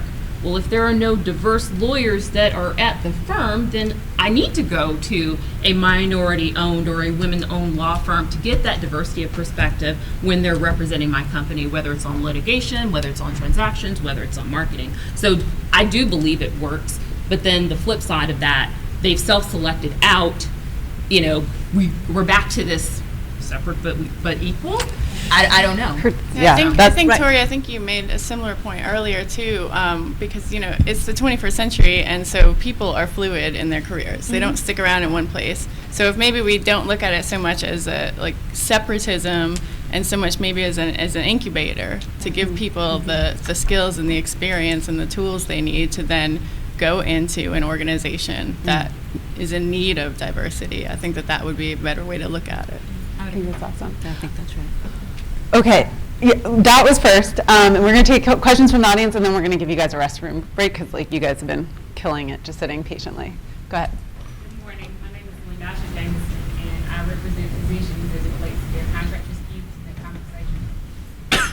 But one topic that caught my attention was how specifically do young lawyers get access to those rooms? And many of you guys have been in key decision-making positions. When you are advocating for an individual person, what are the top qualities that you're looking for in order to bring them into the room? I'll start. So let's talk about the team I just put together earlier this year. We turned around the company, positioned ourselves for a major acquisition, $1.4 billion acquisition that closed in April. Right before that, the board and my boss asked me to step out of my role and take on this chief transformation officer role, which meant I had to build up this integration management office so I'm responsible for integrating $2 billion plus companies now, ops, everything, sales, marketing, operations, just basically to generate these synergies we told the market that we were going to generate. And I basically, we plucked the best talent out of the organization, and normally you might think, well, gosh, that's just going to be the people with the most experience, and that's not true at all. I plucked two women who were, one was 25, the other one's 27 or 28, because they do amazing work, they're dedicated. In fact, what's interesting about my team, the building products industry isn't that, it's not the sexiest of industries to go into. It's not, people like to go to Apple and Microsoft and Home Depot, and so the industry I'm in doesn't necessarily doesn't have the same level of excitement, but there are talented people. It's not necessarily as diverse, but my team is really diverse because we plucked all these great people from around the organization. So it goes back to advocacy. Essentially, you had someone like me who cares very passionately about having diverse teams, because I know those teams are the smartest. It means different ages, different levels of experience, different gender, different life experiences back. And so if you look across the board, from the IT, the real estate, the ops, the sales, all the various people involved in this effort come from very diverse backgrounds. So I think, and all of these folks were some of them I didn't even know, but they had done good work, and they had advocates who I knew and reached out to, like go-to people I reached out to and said, who's the best person on your team who can do X, Y, and Z across the various dimensions that we were looking at from a synergy standpoint. But at the end of the day, my advice to everyone is, if you gotta do great work. That's the bare minimum. And then from there, it can come. But if you don't do great work, especially as lawyers, I mean, people are hiring us for our minds and our analytical skills. And if we can't do that, then, the opportunities are few and far between. Just quickly piggyback on that. When you're a young associate, especially in a firm, and you're dealing with the biases that the firm might have, you're dealing with stereotypes people may have of you. I'll just say, when I worked in a firm, everyone played golf. I don't play golf. So the other associates are going to get to go play golf with the partners who make the decision. I didn't do that. They loved college football. They talk about college football. I love soccer. No one wanted to talk about soccer. You were just ahead of your time, Dax. We do now. We're now 15 years ago. So, the same sort of social environment that led to people to get closer to the decision makers didn't really exist in my case. But what I've always sort of lived by when I tell young associates, when I tell young law students is, be so good you can't be ignored. Be so good at what you do that they just can't ignore what you're doing. Accept every assignment and do it better than anybody. And when you're an associate, not all of it is sexy work. There are some horrible, terrible cases no one wants to deal with. Take that case and kill it. Be so good at what you're doing that the higher ups can't ignore what you're doing. They may ignore you in other ways, but they can't ignore sort of the scoreboard, at the end of the day. And so I tried to do everything I could with a smile on my face, no matter how tedious, how horrible. I volunteered for every assignment no one wanted for that reason, because at that point you're going to start showing up on different people's radars, and that's where those advocates and those mentors sort of start forming and coming to you and say, man, we can really rely that this individual is going to get the job done and get the job done well. And at the end of the day, they can't ignore that. Erin? I think the big elephant in the room here is pregnancy and maternity leave, and then 20 years of raising children. And I don't know how many of you 5 women have children, but I feel like that's a huge part of what we're talking about, and yet you've never mentioned it. So I raised 3 children, and for 27 years I had children at home. Mm-hmm. And even though my husband was involved, it was primarily me. And I think that impacts every single thing that happens in the workplace.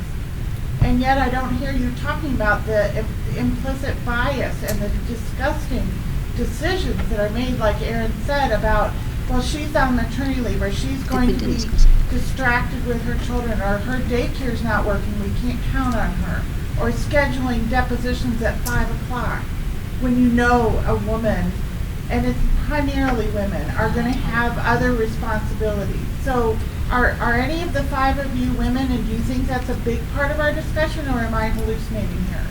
I think it's been mentioned, but I think you raise a good point, and it is the elephant in the room. And as the first ever part-time lawyer at the Coca-Cola Company, I can personally tell you that it had a huge impact on my professional trajectory.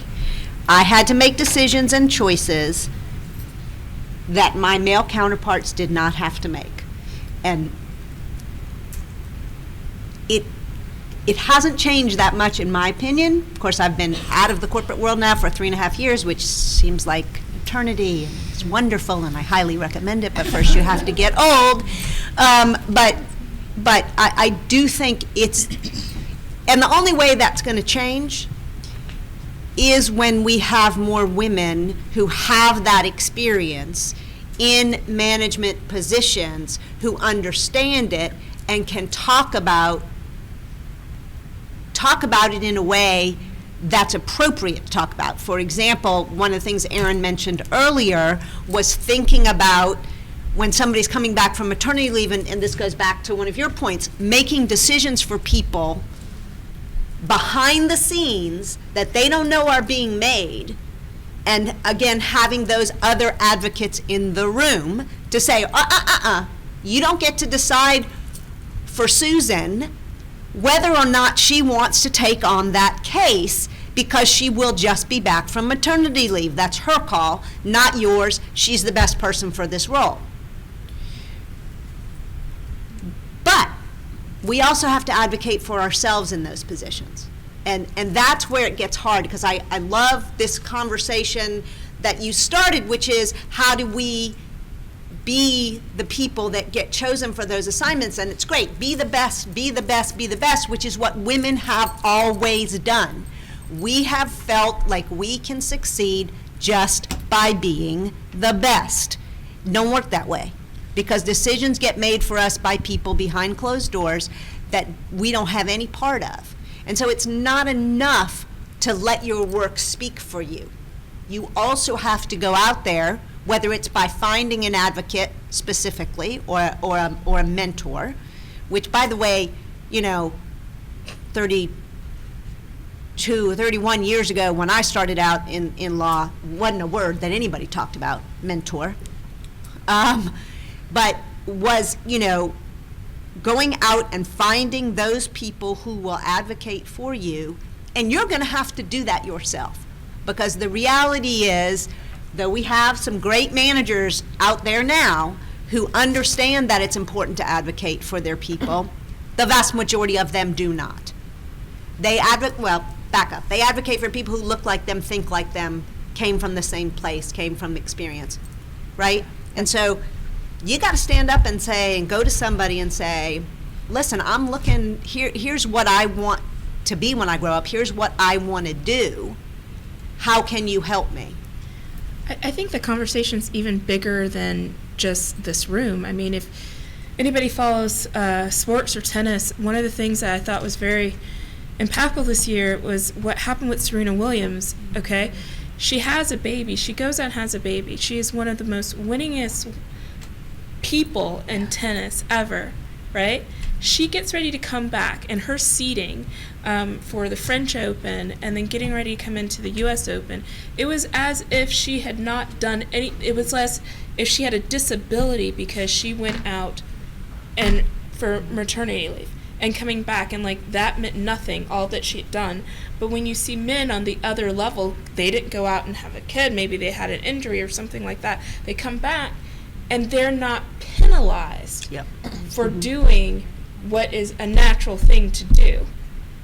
And it's very interesting when you bring that up, because we see it's a cultural thing. It's this idea that a woman who goes out and has a child, there is something now diminished in their ability to do their job because now they've got all these other responsibilities or something. Yeah. It's just interesting. And that's not just men who do that. Yeah. Women, we as women do that as well. And I would argue that the opposite is actually the case.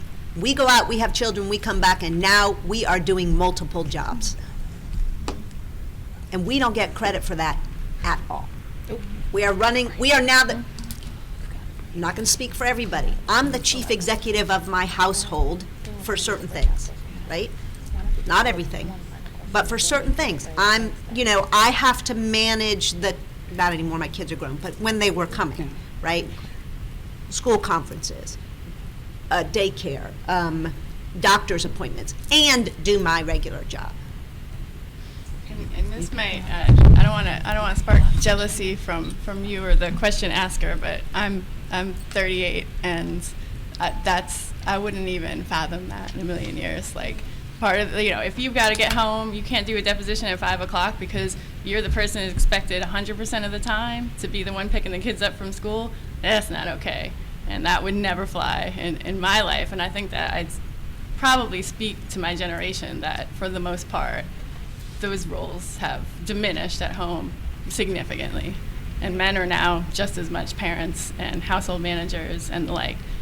I hope, because that's how it is at my house, and I think that's how it is at your house. Well, I'm nodding yes, but we live in very similar neighborhoods, and Good point. we have a lot of the same friends, so that is our experience, but I'm not sure that is relatable across the board. And I'll say, as someone that's in between your generation and her generation, that in part I'm 44 and I don't have children. That in part fueled my decision or informed my decision not to become a mom, because if there is an expectation, as far as the men that were in my dating pool, if you will, that was going to be my second full-time job, I made an informed decision that that's not something that I wanted to do. But I think to the gentleman's question right next to you about the success and kind of the self-selecting out into these women-owned organizations, women-owned legal departments, if again, to the point that you made, you have people leading these organizations, leading these legal departments that have a similar experience, although I don't believe that those are the only people that will be sensitive to that.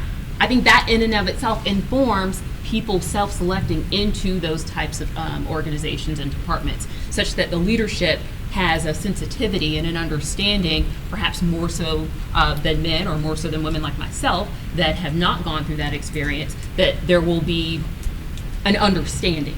Not necessarily a lessening, but an understanding and flex environments or working schedules and what have you that balances your desire and the need to be productive and have an engaging career, but also be the mom and pursue those career or family desires that you have. And I think this actually kind of speaks to what we mean when we say the best, that the best often, right, requires behaving like someone who has no constraints. And I think we really need to kind of think about the use of that language, that often the best means the person who's the most available. And I recognize that a number of comments on the panel have suggested that's not always the case, but that's pretty often the case, that you don't have a constraint at 5 o'clock, that there aren't other commitments that are at home. And, I mean, even beyond that, the point about Serena Williams, I think, is really well taken. And then notice what happened at the Open when she attempted, when she actually protested against an unfair call and the way that it pushed back against her. Yep. That this is, so that being the best often also means conforming not just in terms of, sorry, I was going to get academic-y, but conforming in terms of being married and having children, but also how we comport ourselves within a certain public world, right? What kinds of personalities do we present? What do we have to not talk about? How do we appear to be collegial, which feels like a neutral term, which really isn't, right? It's full of race bias and also gender bias, which, we saw in this particular case, but we see it all the time. So, I mean, I do think we need to think about what best looks like. Yeah. Okay. I think we had time for one more question. I have a quick question. The lady in the back, she mentioned to the panel, how do you get in the door? And I noticed that it's been touched on since that comment, advocacy, but I noticed that only the male perspective answered that question, and their answer was basically had to do with you have to work hard. Mm-hmm. Is that in term itself a bias in itself? Because I think when she was posing a question, we're going to pose and assume that she is working hard. So outside of working hard for the panel in whole, because I would love to hear from the females, what is it that we can do, or how did you get your foot in the door to sit around that round table other than working hard? We all can assume that working hard is going to get us at the table. So outside of that, it just seemed like a very, it seems biased that working hard wasn't going to I know. Yeah, I purposely didn't answer the question because I feel like my reaching out to Cheyenne and asking him to talk about his experience took us down a path but I mean, I'm happy. So can I just say? Time constraints, I thought, and I was trying to be respectful. We did, but we blend them, so we're gonna. I know you directed this to women, but there's one thing that I've noticed. Between men and women, men are really are really good at self-marketing and self-promotion relative to women. Women tend to be, and like if a guy thinks that he's only 75% qualified for something, he will act as if he's 100% qualified, whereas a woman will act as if she's 50% qualified, even though she's 75% qualified. So part of it is, working hard, raising your hand, speaking up. I think Dax said this earlier, is like take on every single assignment.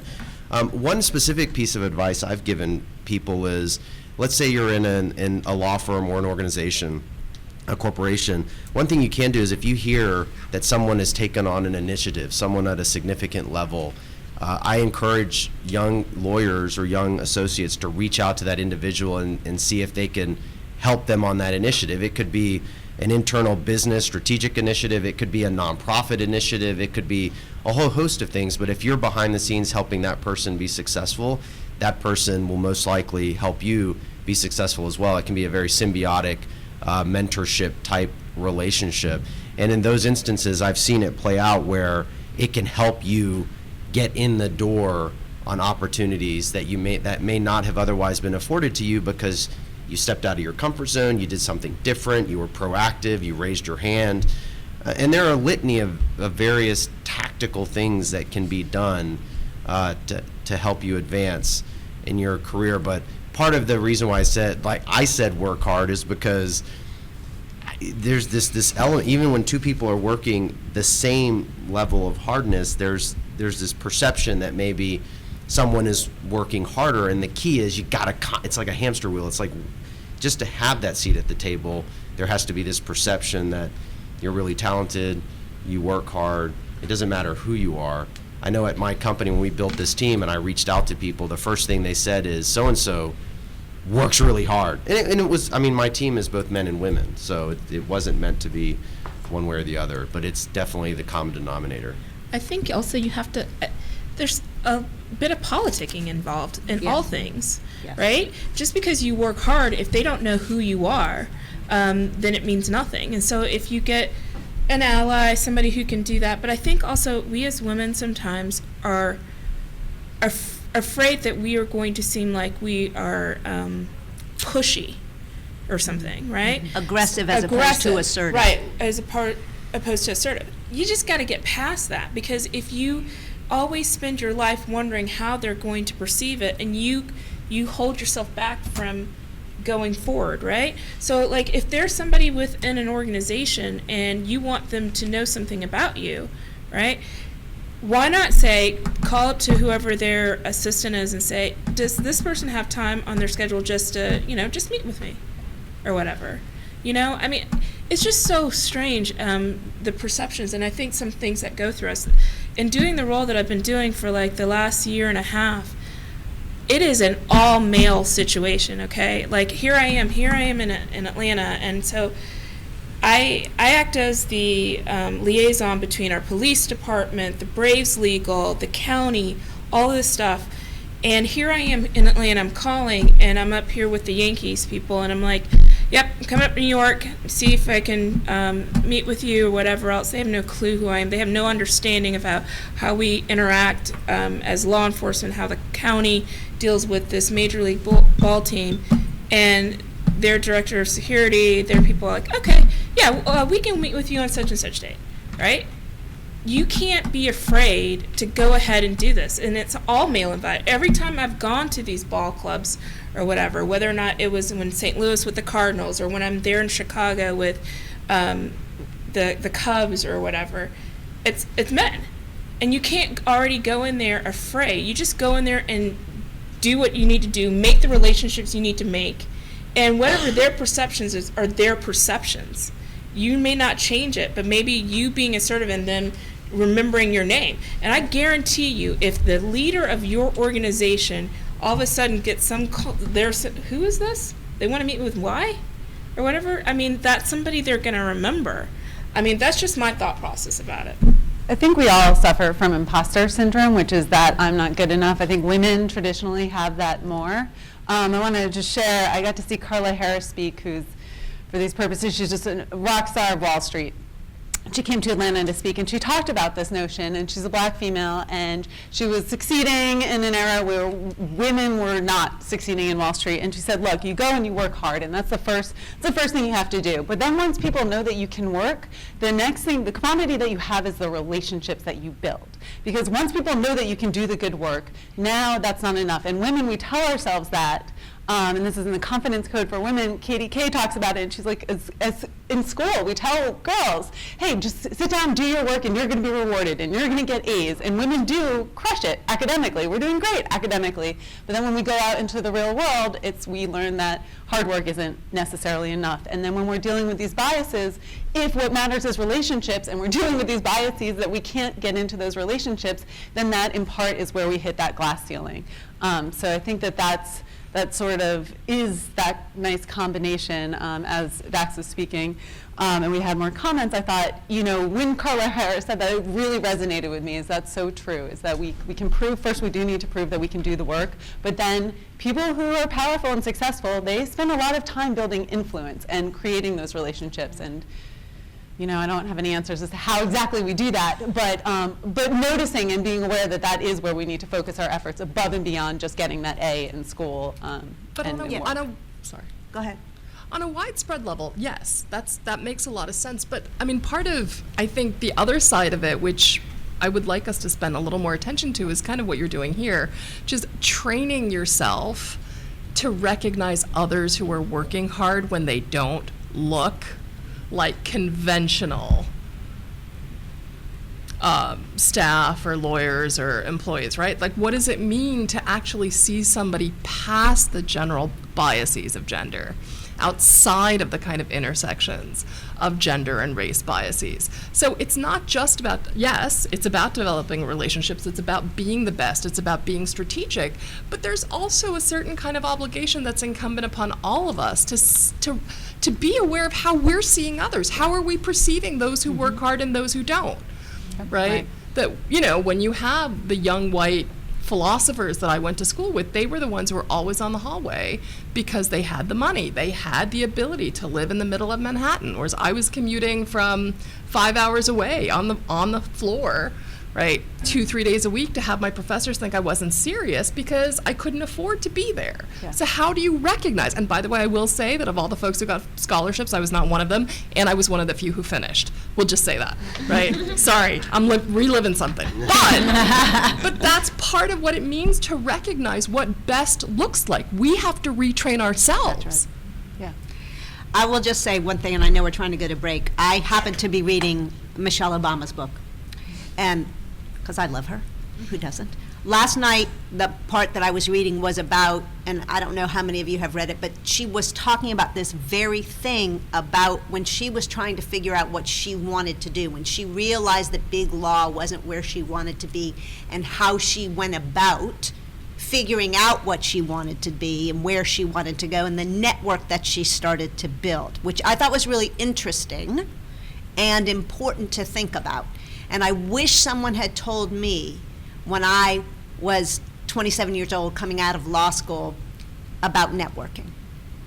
This was not a thing that people talked about at that time. And I don't want to sound like I'm not the oldest person in the room, but I do sometimes feel like it's very different now than it was then in terms of the kinds of conversations and first of all, the conversation we're having now, and also the things that we now take for granted in some ways, the language that we use and the ways we talk about strategically thinking about career.